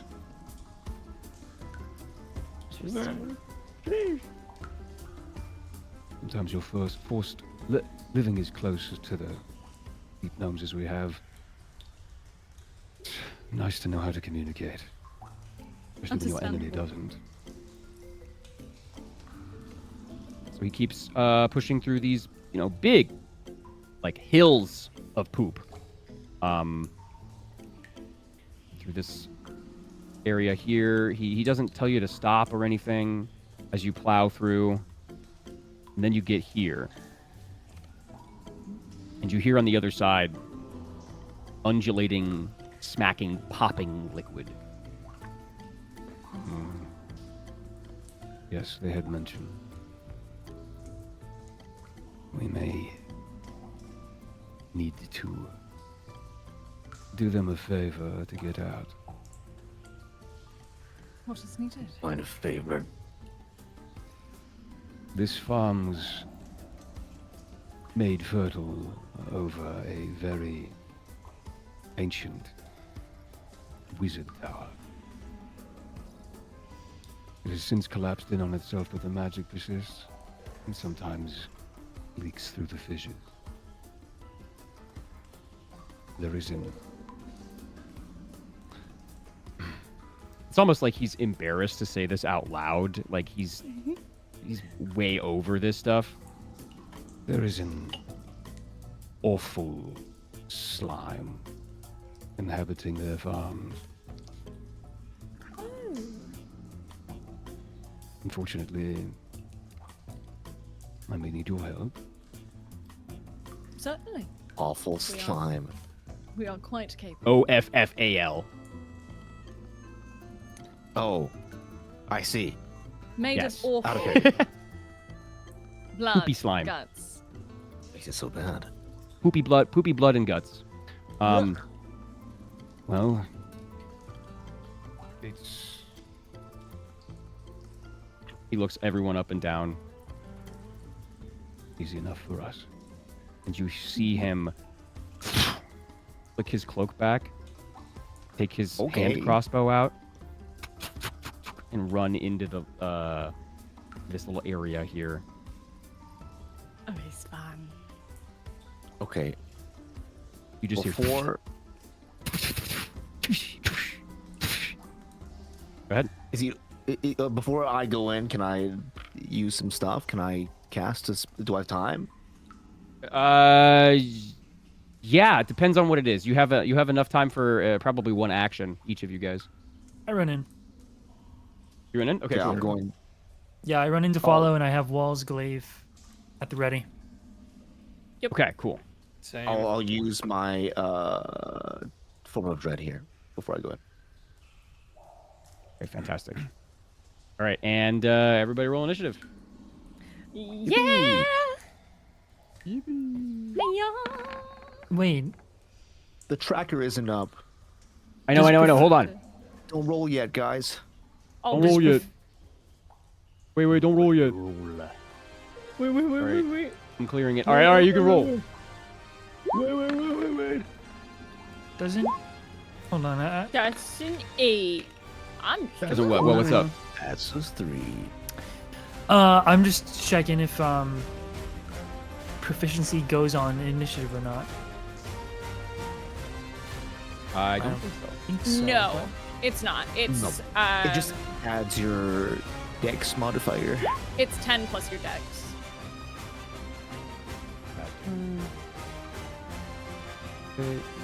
Yeah, it just adds your dex to your roll. Yeah, that's No All right, proficiency. plus your dex. Sorry, I was thinking about fucking passive perception. Give me 2 seconds. I gotta find my token here. I This hear guy. police. Oh no. Oh no. no. no. All right.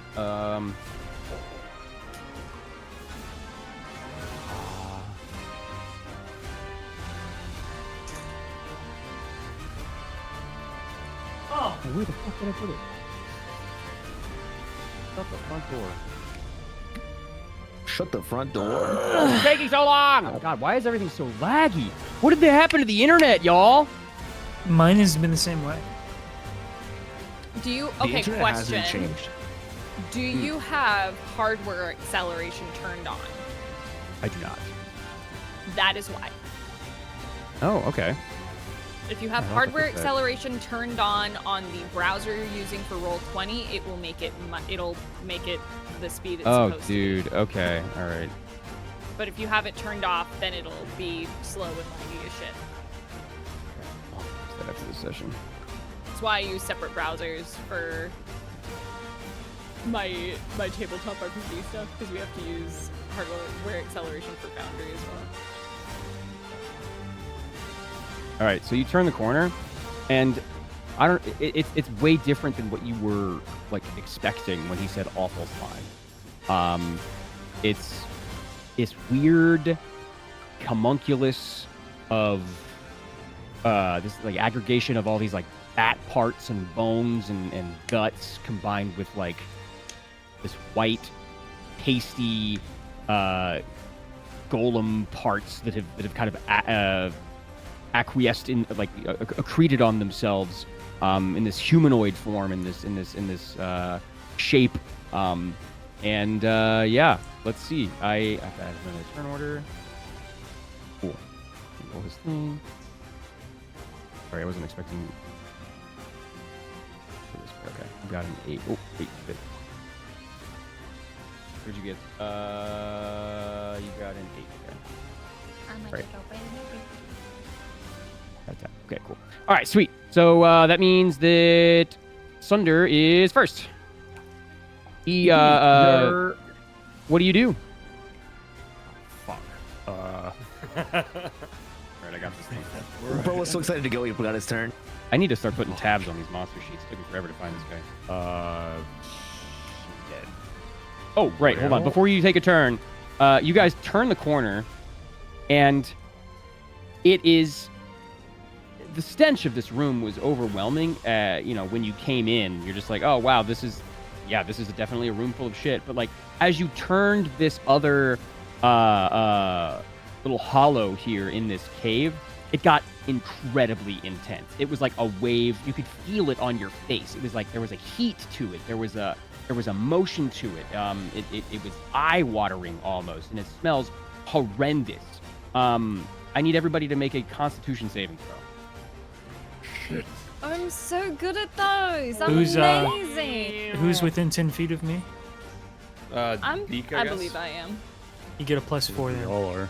Oh, you're so pretty. I'm out. Yeah, it's under I'm pretty in, sure So I it's, fail. 16. That's a 9, baby. Okay. I'm so Constitution. The roll will come. I'm so soon, TM. Constitution. I'm so constitute. Anybody who got less than a 13 has disadvantage on attack rolls until the start of your next turn. So Good thing this I don't entire turn usually order, you do have Hold on. those. disadvantage on attack rolls. I can take the damage. There is no damage. Sorry, Oh, take the first one. My shit's laggy. You No, I mean, I can saved take regardless. Oh, I are can you gonna take the do damage. Oh, self curse. Okay. Self curse? Take the damage slash roll. 3d6. No. Yeah, 1d6 times 3. I will take 6 damage. Okay. And you will succeed instead, so you now do not have disadvantage on your attack rolls. Beautiful. All right, cool. Let me make sure there's nothing else that it does before its turn. Okay, cool. Awesome. All right, now it's Thunder's turn. I apologize. Sorry, guys. Oh boy. Okay. It's like, oh, it's so fucking like it's ripe in here, man. There's no. You also notice there's no like ventilation in this room, so it's just like been ruminating for however long. It doesn't look like this. The bats that are in the wheelbarrow have been like emaciated and like decayed for so long. It doesn't look like the deep gnomes have decided to come back here ever since the awful slime has taken up residence. Okay. I think to start my turn, this really bad scent kind of hits Sunder in the face, like right up in his nose, and it pisses him off. Yeah. So we're gonna start Singes this your off nose with hairs and rage. shit. So I'm gonna rage to start. Okay, So he good. just gets hit with that nasty smell. He's just fucking really angry about it. My eyes! My eyes! It's really annoying to him. Mis ojos! Let's see.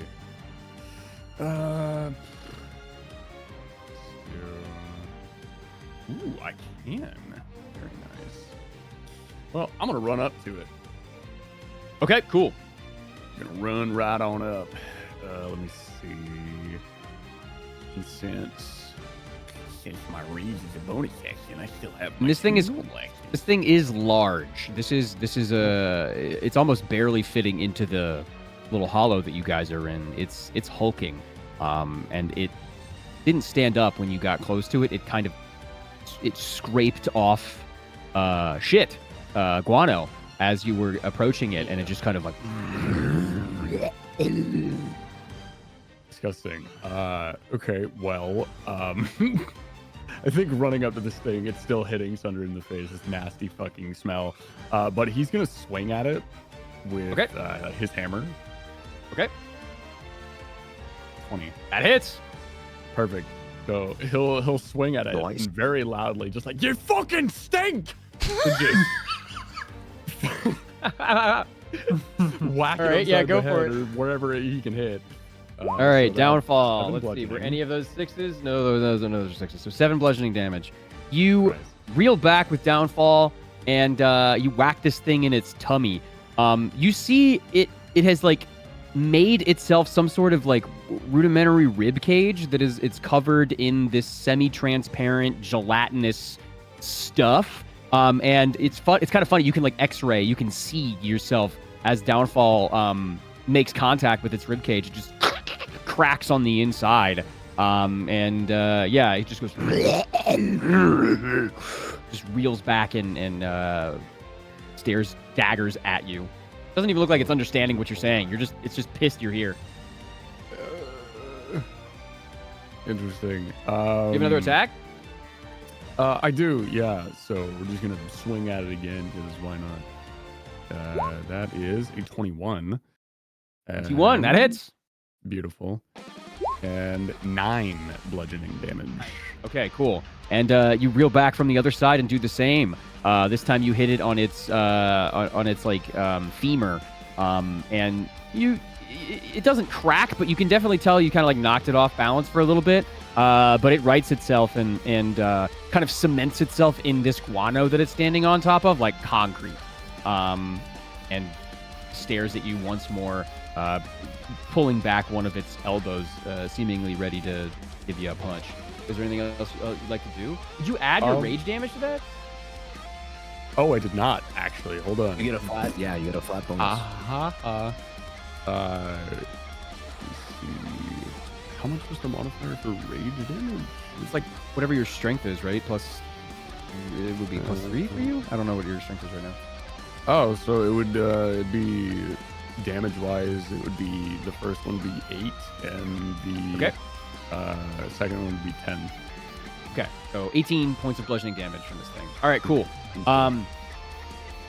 Yeah, it definitely felt that. And currently you have most of its ire.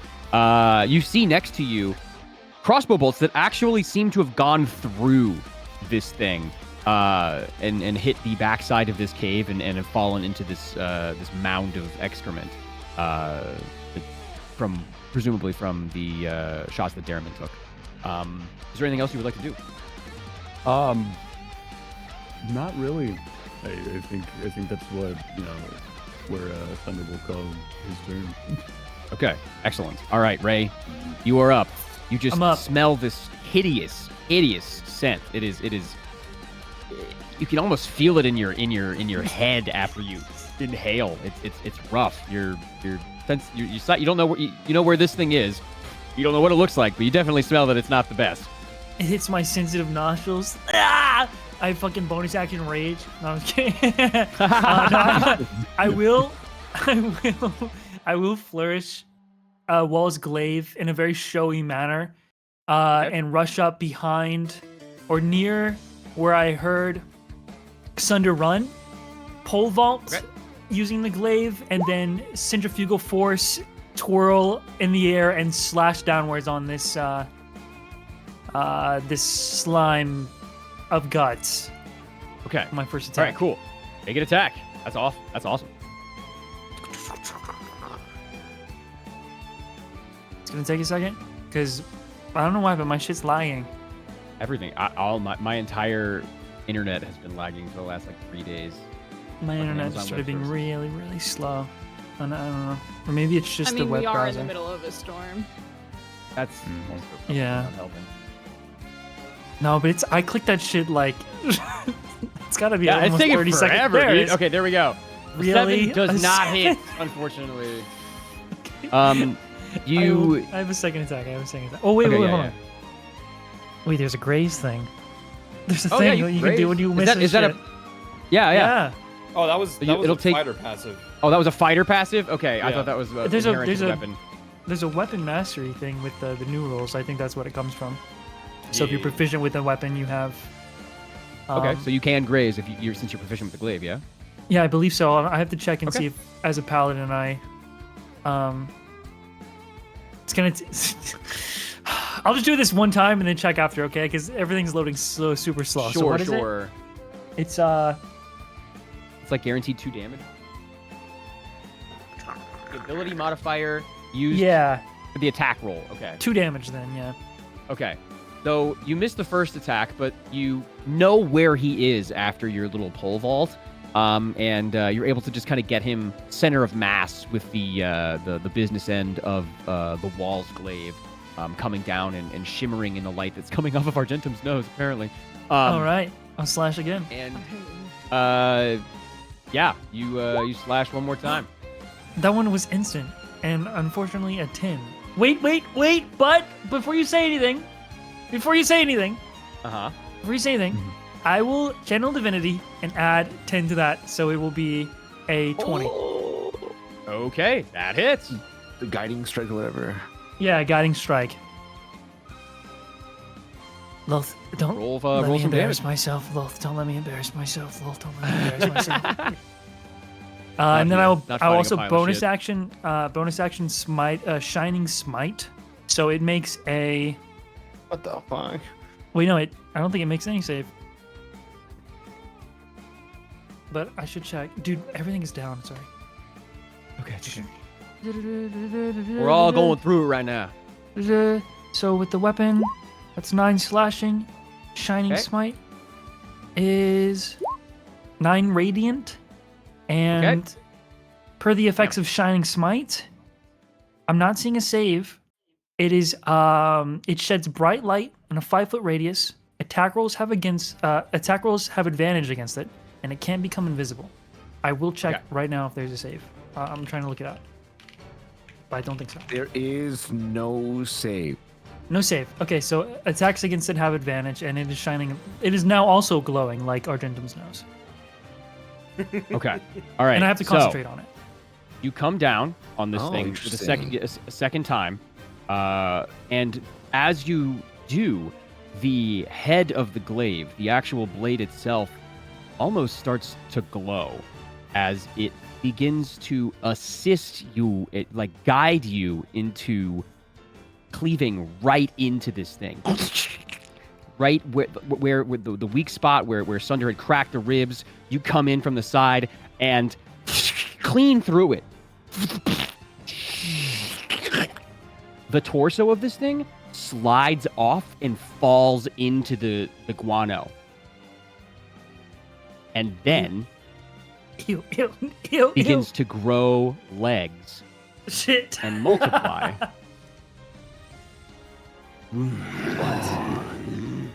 There are now What the 2 of fuck, them. bro? And now this one is looking at Ray, and this one is looking at Sunder. The one in Ray is currently the one who is under the effect of the radiant light and the advantage. This one is not.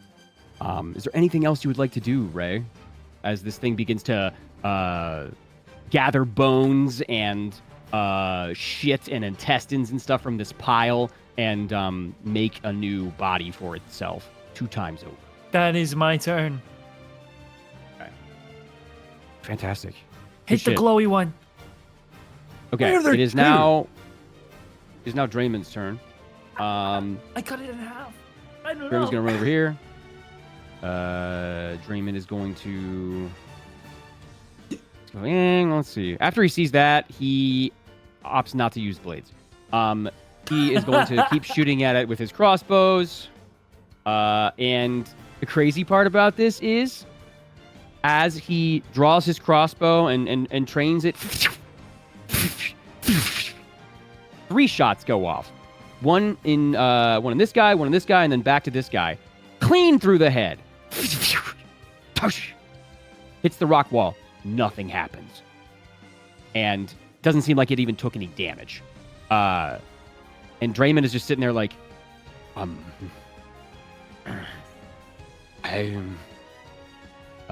that's his turn. There's not a whole lot that he can do here. He's a little embarrassed. Yeah, I would be too. Oh, damn. He seems so knowledgeable, and then all of a sudden, the slime—that's his like crux. Sunder's Right? gonna turn slowly and stare at him as he watched those bolts just miss. Keep in mind, this is all in 6 seconds, so he's got time to think about it. But that means that, let's see, who's next? So Sunder, Ray, and that means Silent Peak. You're next. Don't cut it. Don't pierce it. Set it on fire. Set the fucking thing on fire. Shit. Mm, I guess. First You of can all, pierce and cut it if you want.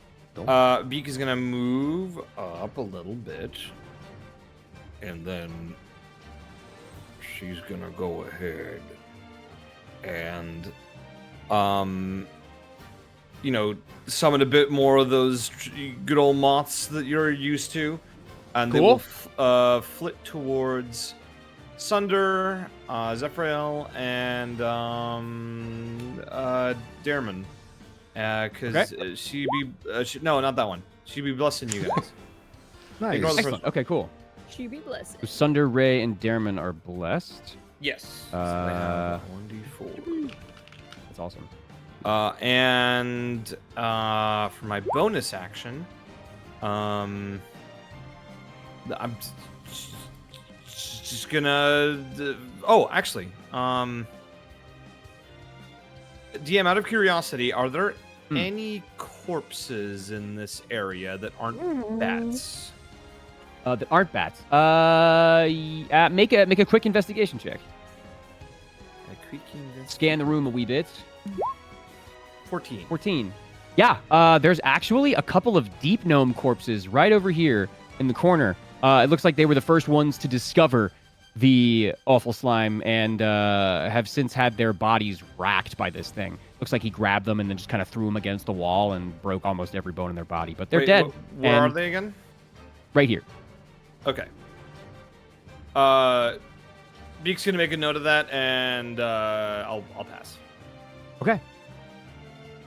All right. With that, then it is these guys' turn. Okay, cool. All right. So we'll do both of them at the same time. Let's see what we got here. All right. Okay, all right. 7. I'm gonna roll these on the table too. Okay. So this one is going to attack Ray here quickly. Gets 2 pseudopod attacks. 26. Mm-hmm. And a 9. Okay. Mm-hmm. Okay, nice. Okay. So the first one attacks. He kind of forms his. He had a fist. But he kind of forms this fist into just like a brick of slime, bone, and shit, and like pushes it towards you. He doesn't even like reel back a punch. He just kind of like initiates the inertia towards you, and you will take. What is the plus here? Start crying like a baby. Okay, that just says 2. You'll take 9 points of bludgeoning damage from this guy, and 3 points of poison damage as you're clocked across the chin by this poopy punch, and your face is covered in not just guano, but presumably bat guts, bits of fur. You know, it's like on you like a tacky paste. But that is his attack. I divine smite myself. Get it off me! Get it off me! This guy's going to attack Sunder. Same diff. Do that. That's a 24. And you will take 4 points of bludgeoning damage and 3 points of poison damage. Hey, got you. Okay. Let me double Really check and quickly see if there's though. anything else. Yes. From what I know, since Ray is close to me, my sentinel would have procced if this thing hit Ray. So you I'm got a gonna free kill the attack one out of that, right? Ray hit. Yeah. So I Okay, get a free cool. attack. Advantage if it's the one that hit me. I think, because that's the one glowing, Yeah, it's right? that's the one that's Yes. glowing. Yeah. You're That's good. You're the one good. glowing. With advantage as well. That's So, awesome. With advantage. Ooh. Okay. So we'll I think I have to make a concentration check as well. 18. So 18 hits, bro. Plus the. Oh, if it hits, then shit, I won't worry about it then. Yeah, you're good. Smiles. Okay, W. 7. 18 plus 7. Okay, cool. That's 7 bludgeoning damage. Okay, cool. Yeah. Plus 2 for rage. Yeah. Add your rage so damage. 9. So 9. Yeah. Okay. About 9. 9 points of bludgeoning damage. You come back down on the same. It seems to have this one. This one has a different femur. It's got the rib cage that you were cracking on. So you kind of like see the bones as you make impact float around on the inside of this like this gross pudding of flesh and guts and bone and poop. And it felt that. It felt that. But it's still kind of trained on Ray at this point. Good attack. Shining Smite still up. Okay, cool. Does it still advantagized? Mm-hmm. Yeah, that's Or what does that Shining get Smite will do. consumed? Okay, cool. All right, cool. As long as I'm concentrating, it's glowing and the attacks on it have advantage. And it can't Excellent. be invisible. All right. So after them, it goes back up to Argentum. What would you like to do? All right. I am going to cast Writ Consecration. So I am going to. Are they within? That's not what I wanted. do I need to measure? Dude, What, bro? these homebrew spells gotta are get a just little- really powerful. Yeah, they're I'm great. gonna get. 68 2d10. 3rd level. Yeah, I know. It's crazy. Well, if they're fiends, they take extra. I know. All right, I'm gonna run forward. I and don't even do I'm that going- much damage with this mine. I'm going So to they're going to pull out their book and create 2 dots on the page and start rapidly writing in Celestial, muttering under their breath. And it's like the words flow off the page and start glowing in like this radiant gold and flash forward and encircle them. And I need them to make charisma saving throws, DC 15. Oh, guess what? They are literally piles of shit. So their charisma's -5. 13? Okay. And a And a minus -3. Hell yeah, brother! Alright, 68 coming at you there, bud. I gotta look cool in front of our new friend, okay? Yeah. I gotta look really cool, okay? Yeah! 29 shit. damage!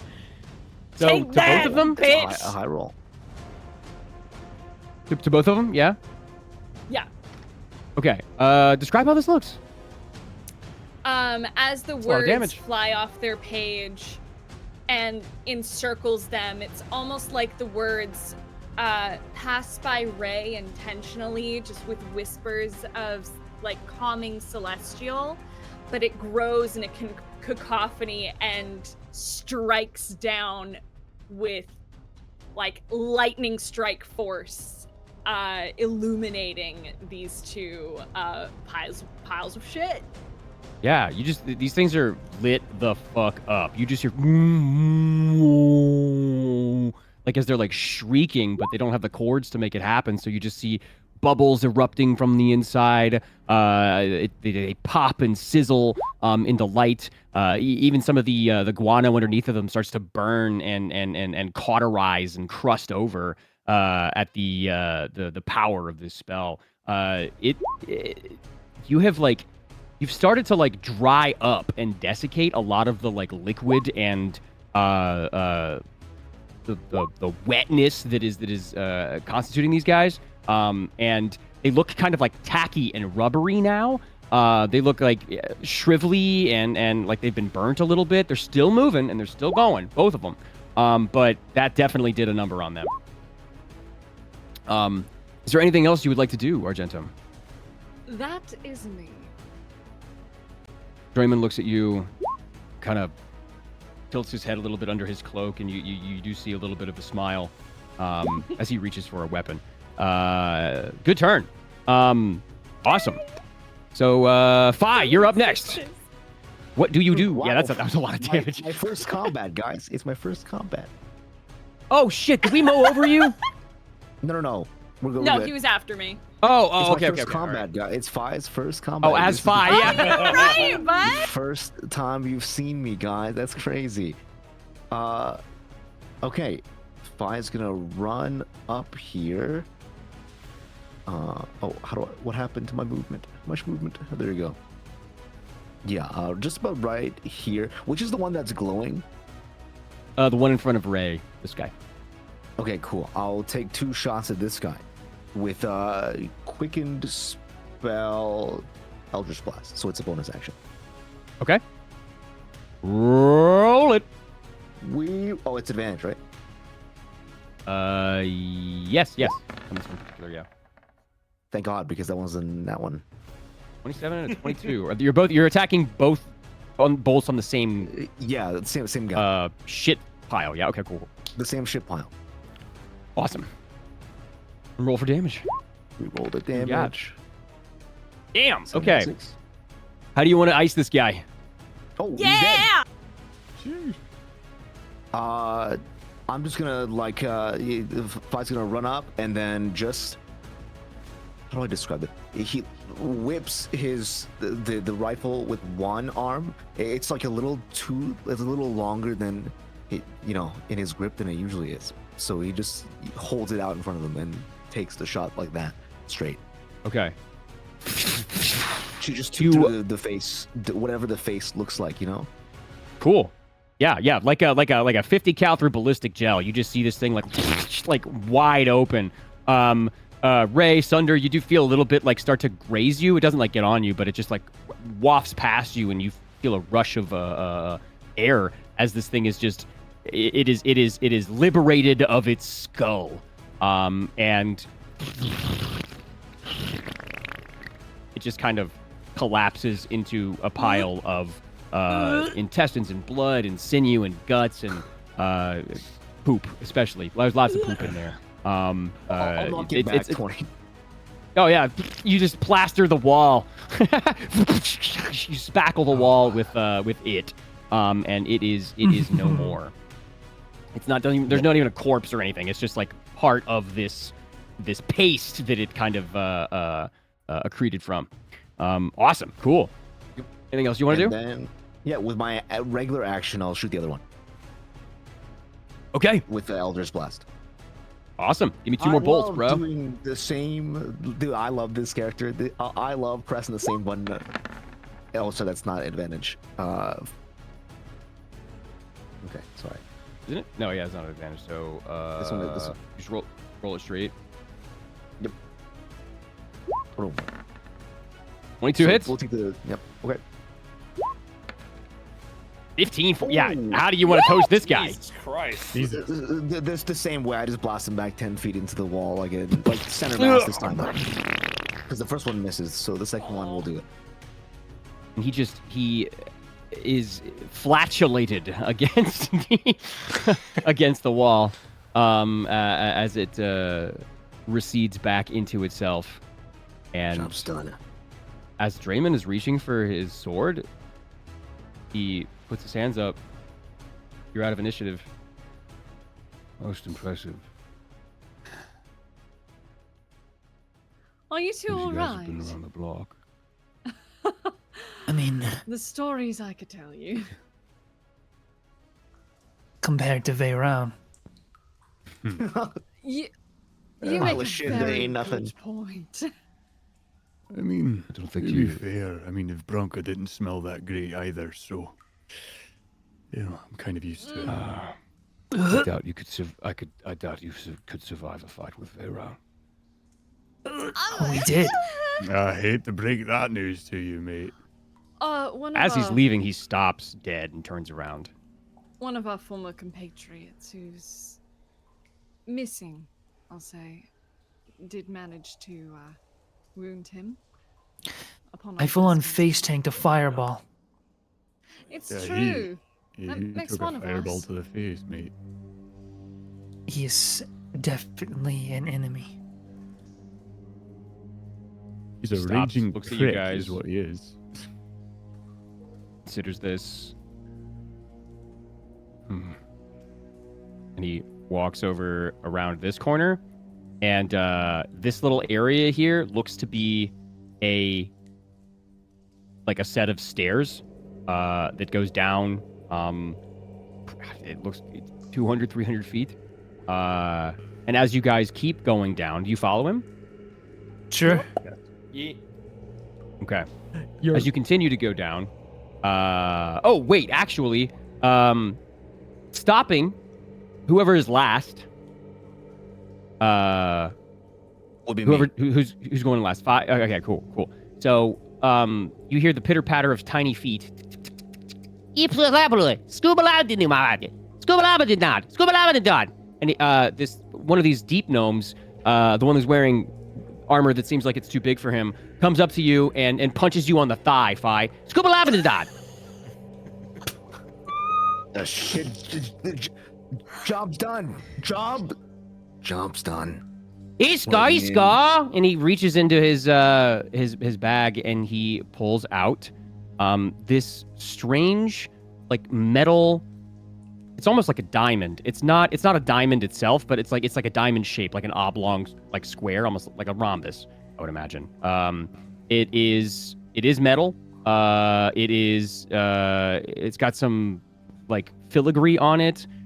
There's some other symbols and stuff emblazoned on it. It's hard to like make it out because it's so kind of dark in here. Exactly what it is. But he hands you 3 of these. Keep loving it, Dad. Sure. And Beefle. if I will take them. Beefle Remdoopy. Beefle Remdoopy. Beefle Remdoopy. He turns around and Beefle Remdoopy. and starts walking back. Turns the corner, looks at the remains, Iskolana. Beefle Doopy. and goes back to the rest of the deep gnomes. Yeah.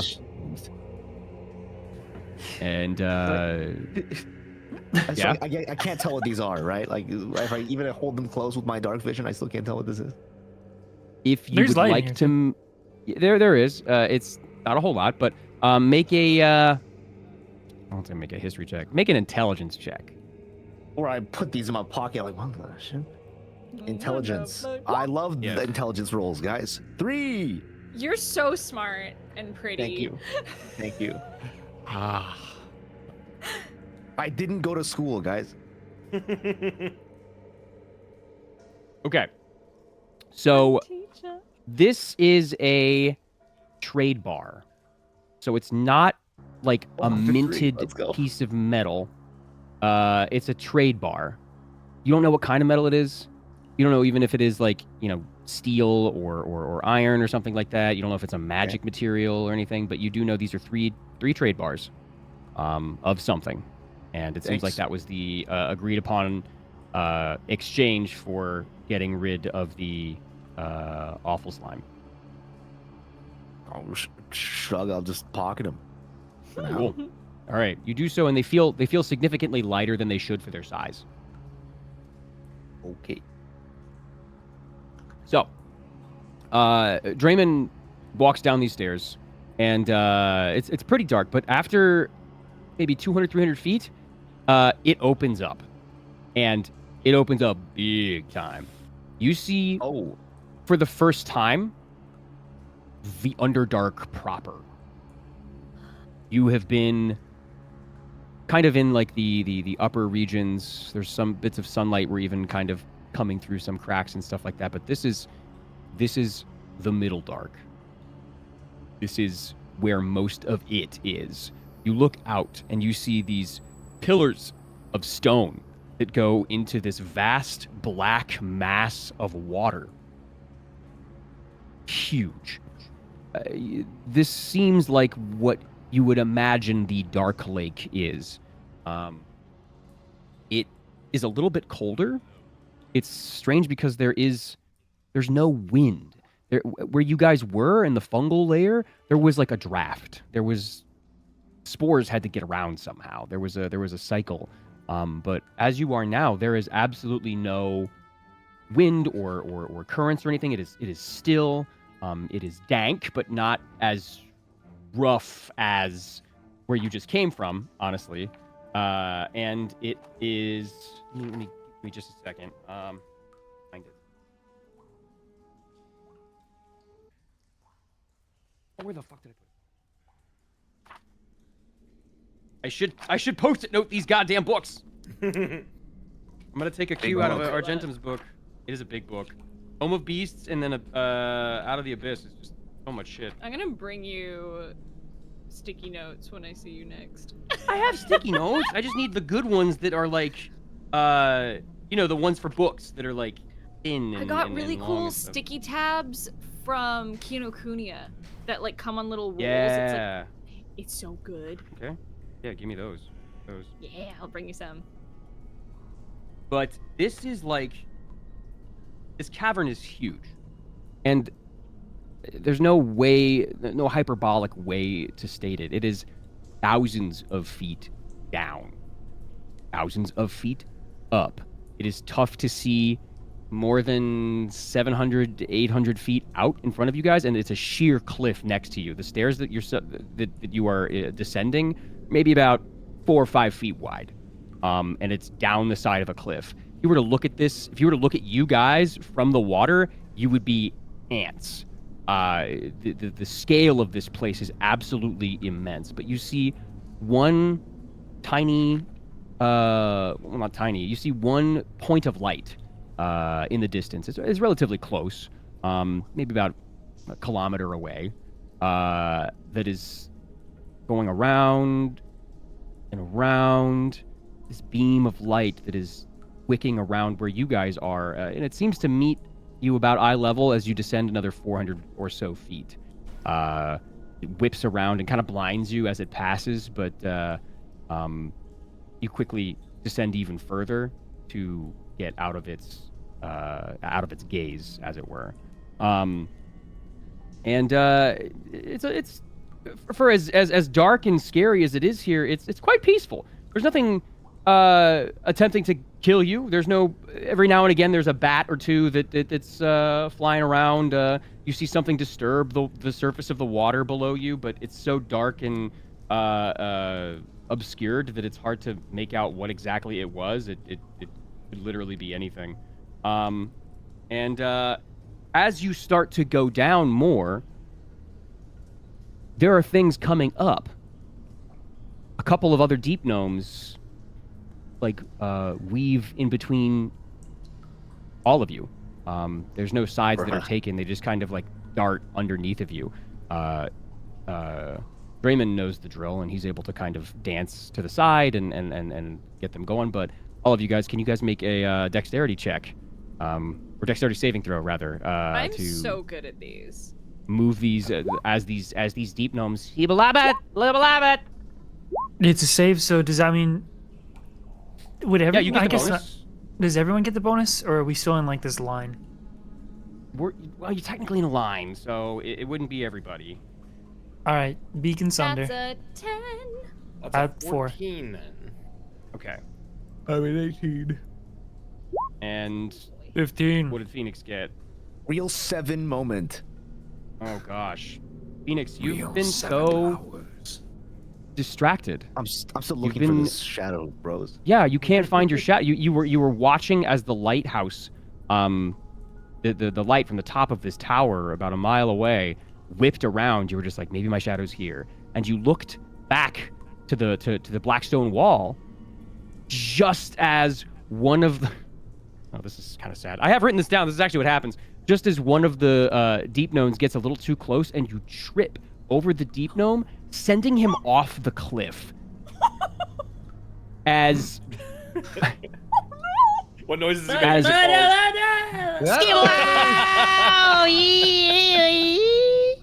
and you just you see him go. Maybe he falls 700 or 800 feet. It's I don't yeah. we both fall or just me? No, you don't fall. Oh, he You falls. killed some He guy. falls. dude. Oh, You okay. killed some guy. As he falls, I'll use a spell. I'll give him feather fall. Okay. He falls maybe 100 feet before he gets he gets the sense that he has the feather fall, and he slowly begins to descend into the water. There was stuff disturbing the surface of the water, so you're unsure whether or not he makes it out safely, unless you decide to stay and try and watch him as he gets to the surface of the water and get up here. My bad. His buddy, who has a bunch of stuff slung over his back in a knapsack, goes to the edge of the stairs and looks at you. Scupa tapakenya! Scupa tapakenya! And Draymore turns around and walks up through you guys and looks at you, in particular, Phi, and says, "Watch where you're going." Forgive him. He was born today. Skupduper nif kolana, skupduper nif kolana vuskai, iskene polara, iskobakata fuskaba. And he's trying to argue with this deep gnome before he reaches into his cloak. Scupa, You're gonna make me do this. he pulls out a trade bar. Skimanu vakalara. Skufatu kalatapa. And he points over to the lighthouse. Kurnofash is napakalala. The deep gnome looks at him. Iska. Iska. Iska. Iska. He just grabs his backpack. Iska! Iska, and he walks up towards the farm where you guys came from. Geo Kalala. Sorry. You just we- casually called them a slur. I'll- Yeah, Draymore says, "What's your color?" As Dreamer gets close, I'll hand him the 3 bars. It's Oh. yours. Thank you. What As I are had these those? before, I may have given. This is Mithril, What the fuck is valuable that? resource down here. The hardened know, just metal. casually trading. The hardened metal that's easily found down here. Just you Yes. need to know where to get it. God gave it to me He knows. pretty cheaply. Yes. He knows who I am. And he walks down the stairs a little bit more to start leading the way once more. Keep up. I don't want you to fall down there. You do see as you look over the edge, a foam of water and thrashing something, like writhing on itself. Fun. And he continues walking down. Okay. So it's the scale of this place is a bit much. It's honestly kind of it's impactful. It's like looking at a mountain or something just from just enough distance. You're just like, wow, this is a natural wonder. It's crazy that this has been underneath of you guys the whole time. I don't think there's a couple of you guys that have been to the Underdark, but none of you guys I don't think have been to like the Middle Dark. This is properly dangerous. Takes a little bit of time. Better part of an hour to fully descend this zigzagged set of stairs, and Draymore gets to what you guys believe to be a dock of sorts. This very long wooden dock. That instead of like having pontoons that are floating, it's like very large logs and strips of fungus, this like porous fungus that is keeping these beams up on the water, maybe about 20, 25 feet wide. And there is a couple of ships that are docked at this port, as it were. There's only like 2 or 3 slips here. It seems just sort of like a stopover. You do smell something a little bit more pleasant. You smell, herbs and spices. You smell cooking meats and mushrooms and vegetables. You smell iron in particular. And as you realize, getting closer to the water, that it's the water. It smells like blood. It smells. It smells like iron. You're unsure why, but it's this strange, caustic, acrid smell that hits you right at the back of the nostrils. There are a couple of Dwergar, these stone-skinned, almost like dwarves, that are just in workman's clothes. There's like maybe 5 or 6 of them that are loading things onto these ships, getting ledgers and stuff sorted out. Some of the things they are loading onto ships are like living creatures. One of them is pushing this wheeled boulet that is in a double banded cage of iron, pushing that onto one of these drow ships. There is a couple of these weird, strange, like snake-like creatures. They almost look like giant lamprey in this big steel, tub or basin with a lid on it. He kind of lifts it up and chucks a toothed fish in there, and they devour those things before he puts it back down and pushes it up onto the thing, onto the gangplank up into the ship. And as you guys hit the ground floor, level with the water, there's maybe 40, 50 feet of shore, and then stone. And inside this stone is where this wonderful scent is coming from. There's a door that looks a little too short for some of you guys to get in. The wall definitely wouldn't fit. You'd have to crane your head to get in. And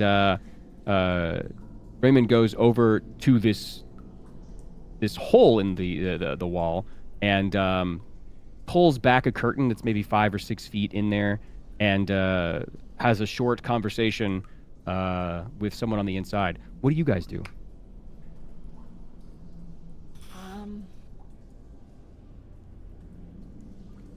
I'm gonna keep. I'm just gonna be looking around still. I'm still searching. I'd say Looking around for your just- shadow? Make another And investigation also check. looking out like to see if there's anything, because there was the other thing that we saw previously as well, right? So like that passed me by, like it didn't get close to us, but it still like skittered by us. Oh, right. Before we Okay. entered the thing, and so I'm just like looking out in general for like anything. If there's anything following or like skulking Okay. around. Make an investigation check. We love There it is, these. found it. 15. It's 15.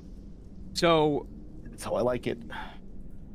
So you look out into the dark lake, and sure enough, true to its name, the dark lake is almost pitch black. The surface looks solid, except for occasionally you see like something big underneath the surface moving. You assume that this lake is forever deep. It is or deeper than you would want to search. The only light that you can see out in the dark lake is whatever you've brought with you. Argentum's nose. There are a few myconic torches. You know, these mushrooms that are bioluminescent on the walls and stuff like that, and then on separate like pillars out in the lake itself. But far enough out to your left, to your right, east, west, you can see that this isn't just a lake. This is like a labyrinth of lakes, plural, waterways, canals, caves. There are myriad caverns and separate other chambers underneath the water, above you guys. Some of these are immeasurably deep, massive vaulted ceilings, far outside the range of any of the light that you have right now. Other passages you imagine are narrow and tight, still labyrinthine and still full of any sort of life that wants to kill you. And there's no sky. And typically, like, maritime travel, you navigate by the stars, right? You can't do that here. There's no sky. There's no wind. It's all, like, navigated by runes and other things that you see, like landmarks and thieves' cant and clues and hints that are in maps and charts, like road signs as kind of to point you in the right direction. To tell you where you need to go, but you have to have the knowledge. You got to speak whatever language it is. You got to make sure that you are going in the right way. There's let me actually I gotta roll for this. Yippee! Roll contested. Okay. No, just a roll. Okay. Okay. So you were talking about the thing under the water or the thing in the rocks that you had noticed above you guys, the thing that when Draymond told you to be quiet? Yeah. Okay, cool. As you were descending the stairs, every 3 or 4 minutes, there would be some sort of tremor, or not. I wouldn't call it a full earthquake, but some sort of movement in the stone. Whether or not this thing is tracking you, whether or not this thing is just going about its business, you don't know. But you would imagine that if it was dangerous, Draymond would have said something. Or if it was too close, Draymond would have said something. But that's what you get with a 15 investigation check. You also do still notice large. It's like a city bus. Again, this thing is like huge, moving 200 feet out in the dark lake. There's another one that's further, west, 500 feet out. It's moving in the dark lake. This place is full of life. But yeah, there you go. Okay, cool. That's it for me. I think I'm gonna keep it to myself for still. Continue. Sure. Okay, cool. Yeah, there's one drow ship here, a couple of the Dwergar, just kind of looking at you guys really strange. You are like aliens to them, where they're not necessarily calling you out or being antagonistic, but they're eyeing you up. They are, making sure you're not up to anything weird. Anybody else want to do anything? I never thought I would get to see the Underdark.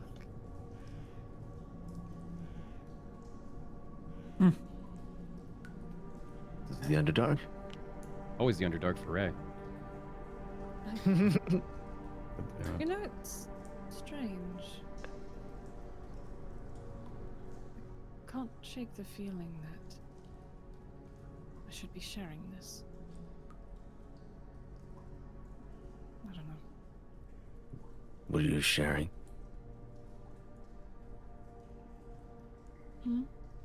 Is it important?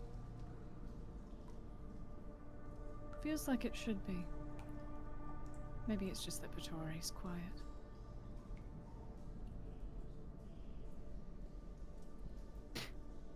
It's been quiet since we left. Yes, he's certainly there. But he may be resting. After all he went through with Lolth. I don't know. I'm gonna enter where Dareman entered. Airman. And Dare. Shadow, I mean, like, I'm not going to be intrusive and like step in front of the conversation or anything, but I will make my presence known, because I would like to get, I guess, contact the people that were on our ship, and I'd like to get out of the Underdark. Sure. So you pull back this like leather, not gate, but like this leather flap that's kind of keeping the heat in where Airman is, and both of the occupants of this small room look at you as you enter. The room is about, I don't know, maybe 20 foot cubed. It's a little roomy in there for the two of them. There is a fireplace carved into the stone, burning a blue flame that is still emitting heat. And Dareman is having a conversation with a Dwergar. It looks like maybe a Dwergar foreman or somebody that has some import. They're in nicer clothes. This like black regalia. One of them, he has his right ear is pierced 3 times. He's wearing a high collar, like noble's clothes from the surface. And one of his eyes is milky white, and the other one is like this amber color. As they're having a conversation, they stop when you enter.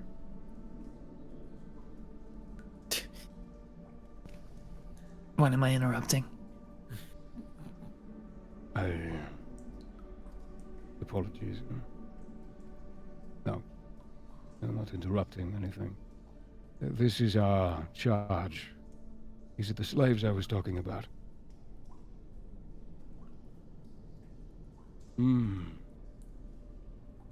Yes.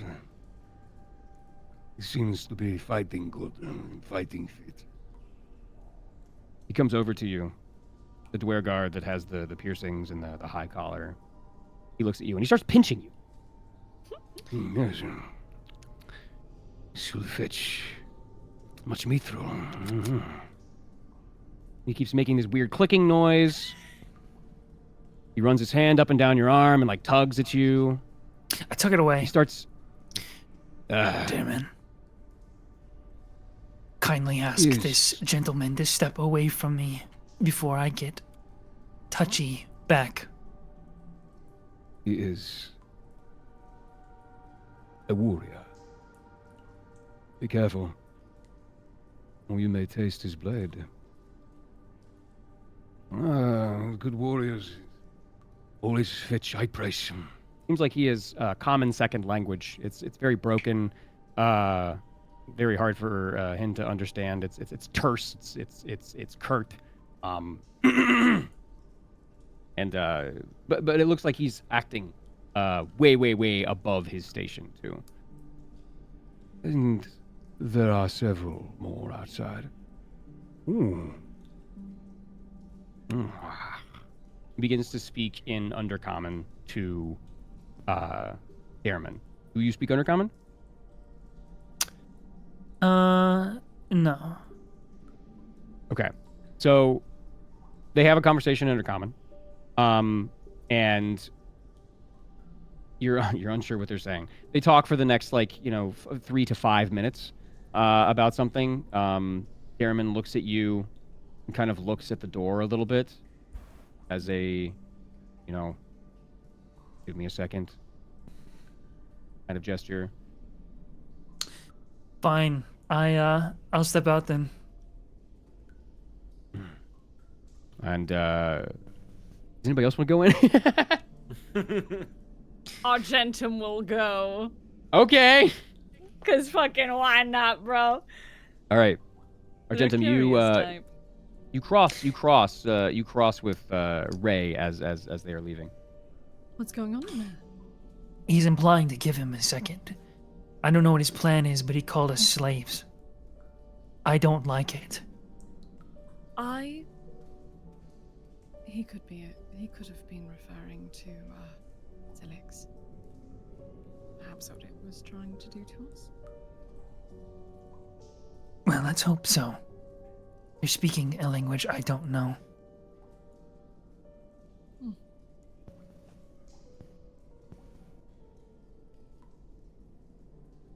Argentum will peek their head and just, hello, am I interrupting? And Darman looks at you and rolls his eyes. Sorry. No. Would you like to come in? Sure. Jimjar, would you like to inspect the slaves? I'm sorry, what? I'm trying to tell you. Darman looks at you and tries to give you a go with it, eyebrow raise.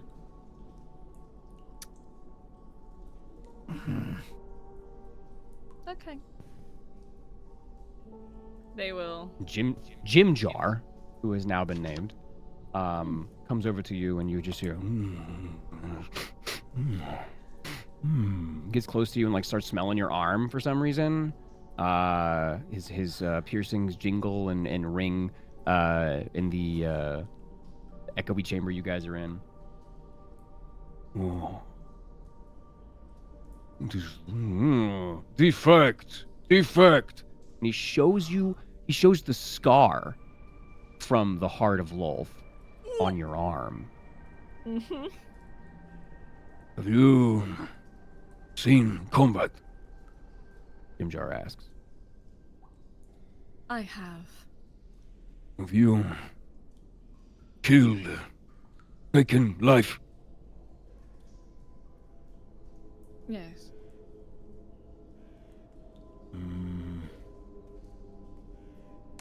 And he turns to Darman, and they speak in Undercommon a little bit. And the conversation, you speak Undercommon, right? I speak Common, Quarry, Elvish, Infernal, Sylvan, Goblin, Abyssal, Draconic, and Celestial, so no. Okay. Conversation gets a little heated. And there's one word that you pick up on, and it is Veyround. They are talking about Veyround in some way. You're unsure what they're saying, but he is being mentioned several times. And not only is Veyround mentioned, but I don't know if this wouldn't be in a common tongue.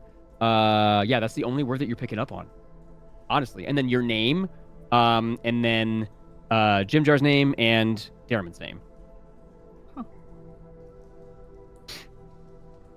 Jimjar looks at you and shushes you out.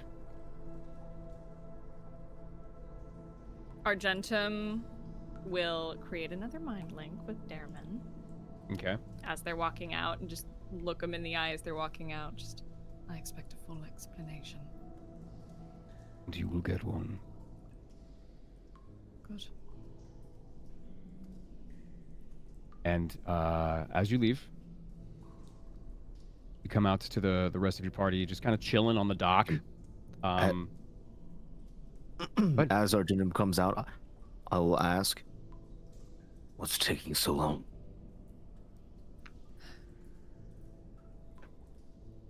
I think so. The Duergar, I believe that they think they are getting us as slaves. However, I do not think Demon is double-crossing us. It seems more of a ploy. But when they saw my scar from the heart, he claimed I was defective. Asked if, which is rude, by the way. But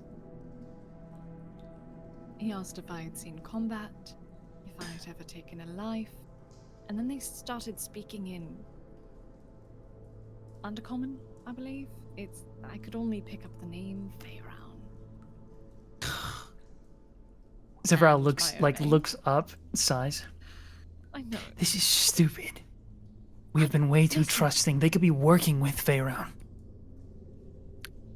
He The does appeal to male drows after all. his eye color is throwing me though. What about it? All his eyes. There are stories of a renowned male drow with lavender eyes and ranger-like abilities, whom I've read of since childhood. Do you really think he would have messed up that embarrassingly against a slime? I'm gonna say he's kind of weak, no? I don't know. Stories, as a writer myself, stories are often exaggerated. But I don't know if he is who I'm thinking he is. If he is, that's cool. Or if perhaps a descendant of some kind. But when he did say that he would give me an explanation, I do not think he is playing us. Right. Do any of you speak Duergar? Underdark languages? Perhaps you should go next if you do. Do we all have to go? I'm not sure. Before you can same- answer, Jimjar emerges from the hole in the wall. This vast hole, this vast wall of obsidian, this tiny little prick of light. This Duergar confidently strolls out after the telltale flapping of a leather partition. Following closely behind him is Darman. And Jimjar walks up to you, all of you guys, and looks you up and down, each and every one of you. This scarred. He points to you, Ray. Scarred. Yeah. And Is he gesturing? Darman looks at him, says, in Undercommon, something. And he goes up to you, Jimjar. And he To me? moves. Yes. He squints at you. He looks at you and smiles. I won't allow him to take anything off me. He won't. He's just gonna look. Okay. And he kind of gesticulates, trying to like figure out words. He's trying to think through it in common and like speak to you. It's weapon. Fighting. Show fighting. How fighting? He wants you to show what weapon you use in combat. Well, I currently have two. Like, I have a spear and a glaive on me. Okay. Let me see. What can I do here?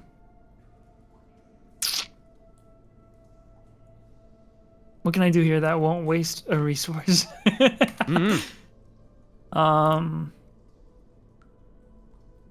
me think.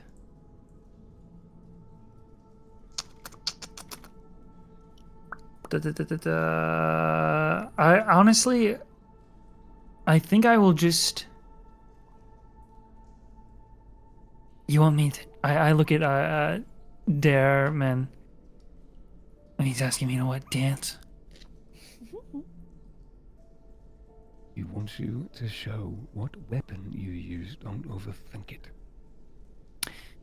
I'm just gonna simply flourish Wall's glaive.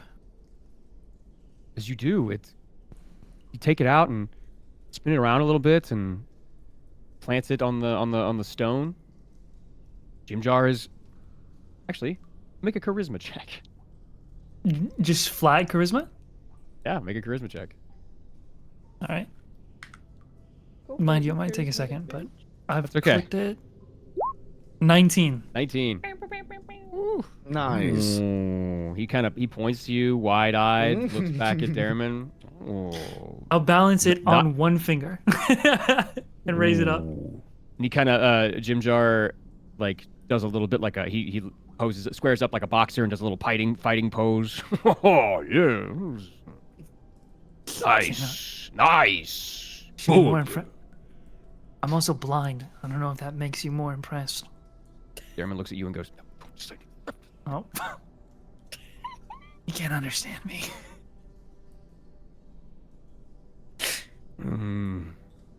Oh. Feyborn. How much?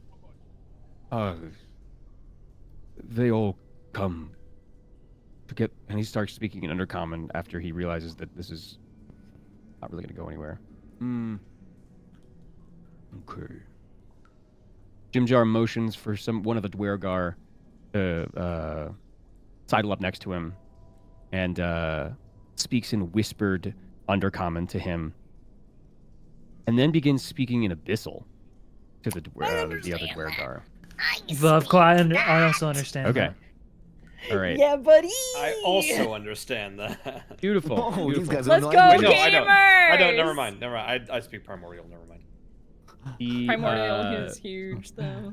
The Dwergar, especially here, the Dwergar like kind of clocks it, begins speaking Abyssal, and Jimjar says, "These will be perfect contestants for the tournament." Oh. And even Dareman doesn't understand that. He does not speak Abyssal. So Still being mind linked with Okay. Dareman, Argentum will translate. Okay. He is saying that we will be contestants for a tournament? Is that what you were planning? well, at least I don't have to tell you.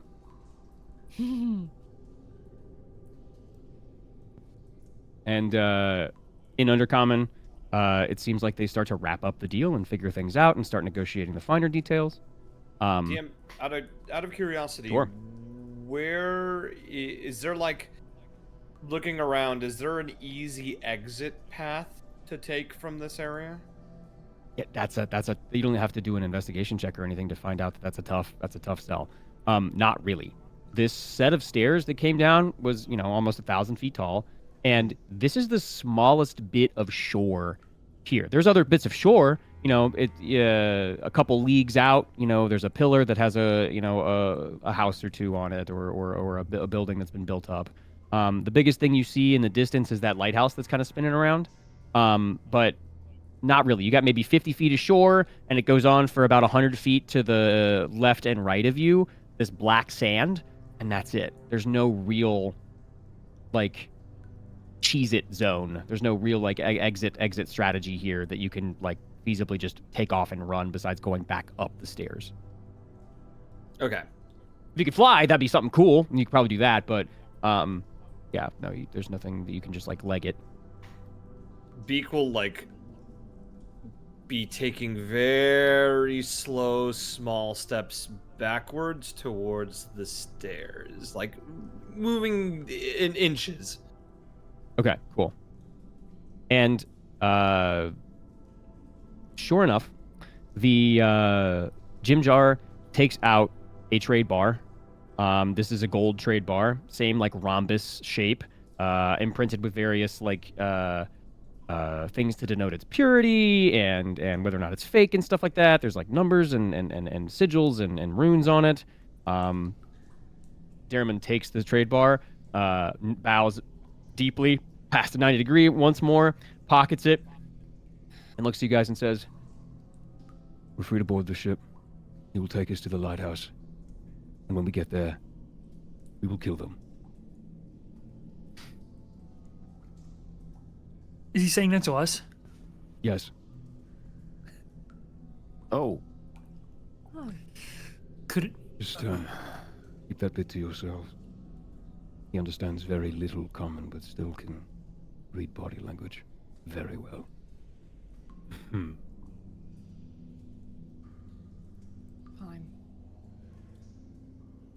What about our Saying his allies? head. We will get there. I've tried to suss out where exactly the tides took your ship. They say a few hours ago. It passed a few hours ago. Okay. Towards the lighthouse. How many people are on your ship? More than More than 10. 10. Then we very much will kill these Dwergar. Many aboard are warriors themselves. Good. We will have made an enemy today. Lighthouse. The lighthouse needs more friends.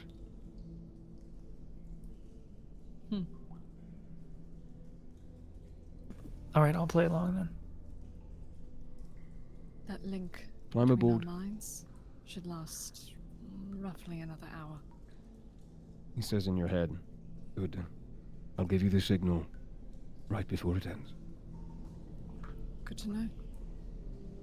We'll commandeer their ship as soon as they are dead. The cargo is ours as well. I like you. You're fun. The slavers.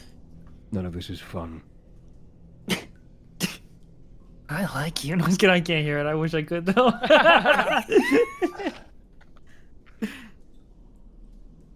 Oh no, they said that out loud. They're being cheeky. Oh, I can never yeah, tell. man. they say, yeah, no, it's tough. I wish I had like Yeah, a button sorry I could about add, like a reverb onto or something. But I yeah, have to move you guys into a VC. after a little bit, the Dwergar get the rest of the cargo on, and then a couple of Dwergar come up and try and put you guys in manacles. Who let's see who's first. Beak will see those manacles coming, and she will quickly write a message to Darriman. Okay. That reads, "No more fetters, no more shackles. If they touch me, I will kill them." That's my girl. He smiles. He nods. Been there. And he turns to the Dwergar. He kind of like shoos them away, and makes motions to be like it won't fit the wings. So, and they and says, well, they can't fly. And they're just like, okay, sure, that's understandable. That's fine. But then they move on to Phi next and try and put manacles on you. Do you have an excuse? isn't it necessary? The Dwergar doesn't really say anything to you. He doesn't understand what you're saying, and he just keeps grabbing your hands. Cause I look. Is this necessary? I'm gonna like say it louder, so like, you know, our new drow friend maybe can hear. make a persuasion check. Ooh. Ooh. A perception check. Where? Oh, sorry. Persuasion, right? Persuasion check, yes. Persuasion. Yeah, sorry. 19. He goes up to the Dwergar and just takes the manacles from him, and he says, he's gesturing to himself. He's like, I'll take care of it. I'll manacle them all. And he grabs all of the manacles and puts them away, and gestures for you guys to get on board. Sure, we can do that. Yeah, Beak will. You get on. Like paranoidly follow along. Yeah, no, this is. I can imagine this is really rough for Beak right now. Oh, Beaky girl. So you all get aboard, and yeah, it looks like this is a ship that is delivering all sorts of crazy beasts. You have that the boulet that is in the double wrapped iron gate. You have all the like lamprey, the giant lampreys that are like writhing and wrestling in this steel and glass tub. There are a couple of other like worm-like entities and creatures that have kind of like tangled themselves into a knot that are being actively thrown back into a bag after getting out. There's innumerable boxes and jars and sealed bags and there's like salamanders on the deck and stuff like that. There's bits of food and bags of fungus and stuff. This doesn't look like a like standard cargo delivery. This looks like, you know, a kind of an exotic delivery somewhere. And Dearman walks up to you guys and puts his hand into his cloak and grabs out all the manacles, and with maintaining eye contact with all of you guys, he holds the manacles out and drops them in the water. And they sink to the bottom. I need your hands free.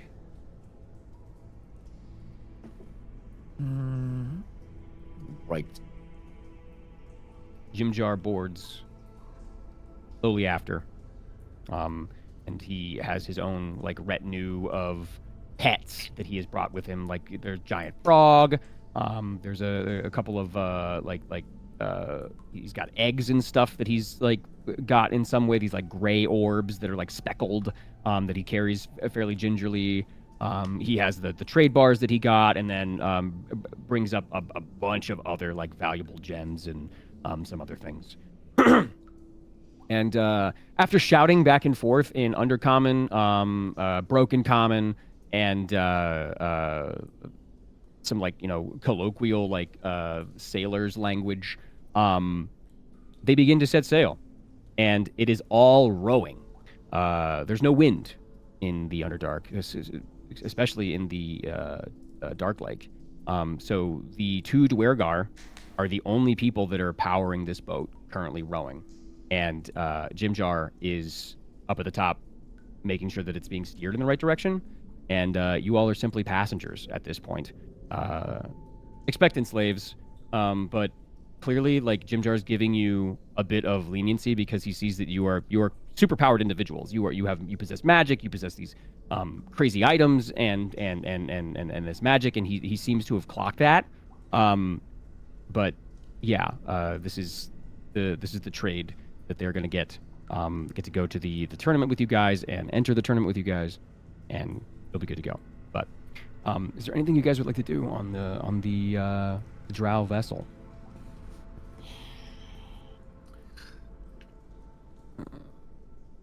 I can't think of anything personally. Just Okay. very carefully watching the Dwergar and just carefully watching these people to try to clock like any weaknesses, any like injuries, anything just around them to try to get the upper hand when the time comes. Cool. Is Make an there- investigation check. You got it, bud. What were you say, Ray? Just curious if it's if I focus on like sitting and resting, if this will be enough time for a short rest or not. Yes. Yes, it's gonna be enough time for a short rest. And that's what I do. 18. I love my spells. Jim Jar he seems to be happy with the trade. The other two Dwergar are fairly young, you know, by Dwergar standards, and very in shape. They look like they have a couple of scars. They've seen combat. They probably have killed hundreds of people at this point. And they are both armed. One of them has a short sword.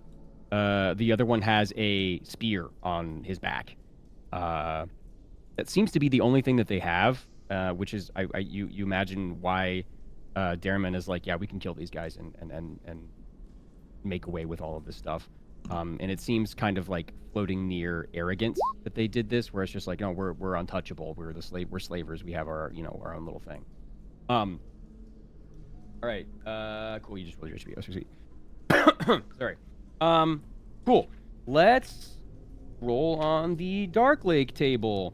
You push out, and as you guys get 200, 300 feet away from the shore, the light on the inside of the cave that you guys were in, the small little homey dock that you guys were in, that connects the middle dark to the upper dark, it's dimmer and dimmer and dimmer, and you guys begin to get into the nitty gritty of the Dark Lake. It's dark, obviously. It's hard to see. There's bioluminescent fungus on the ceiling, so you're able to get the sense of like the scale of where you guys are. The silence as you move as well is something that's strange, because on the ocean you have the currents, you have things moving consistently. Dark Lake is stagnant water, for miles, forever. It's unsettling. It's strange. The whole place smells like blood and metal and stone and wet grasses and moss and fungus. As you get out further into the lake, it gets colder and colder, but you do see the lighthouse slowly coming into distance. It looks like that may be your next port of call. But let's see. We're going to roll on this table here and see what happens in the middle of the Dark Lake. Okay. All right, cool. So you are in a position on this lake after what could be 15, 20 minutes of rowing. There isn't any sort of land or stone within 500, 600 feet of you guys. You are in the most remote part of this part of the Dark Lake. And you hear, everyone on the ship hears,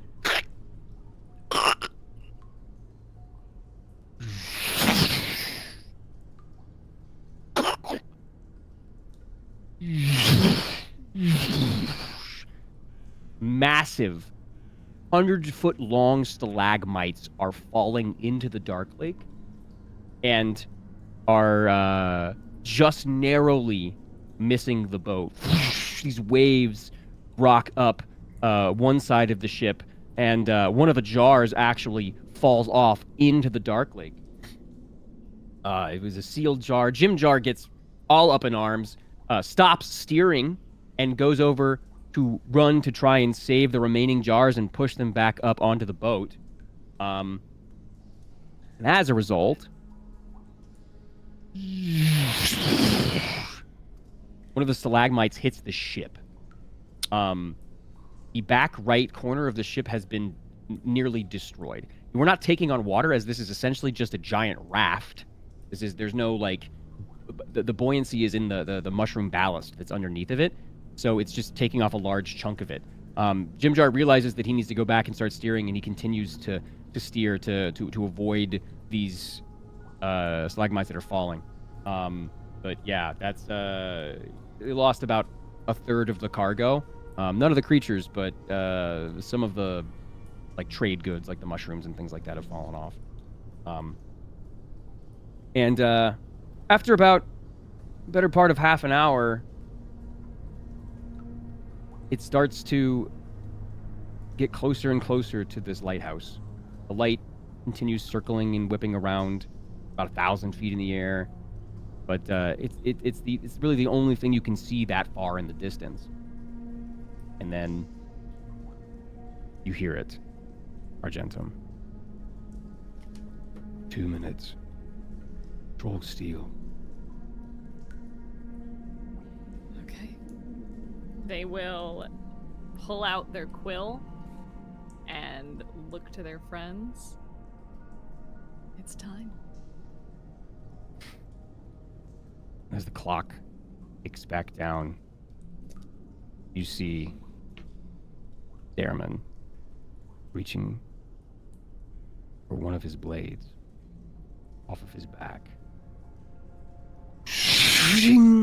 A huge scimitar gleams in the light. And that's what we're going to call tonight. Sick. Let's go! I knew it was leading into that. Yeah. Love that. Yeah.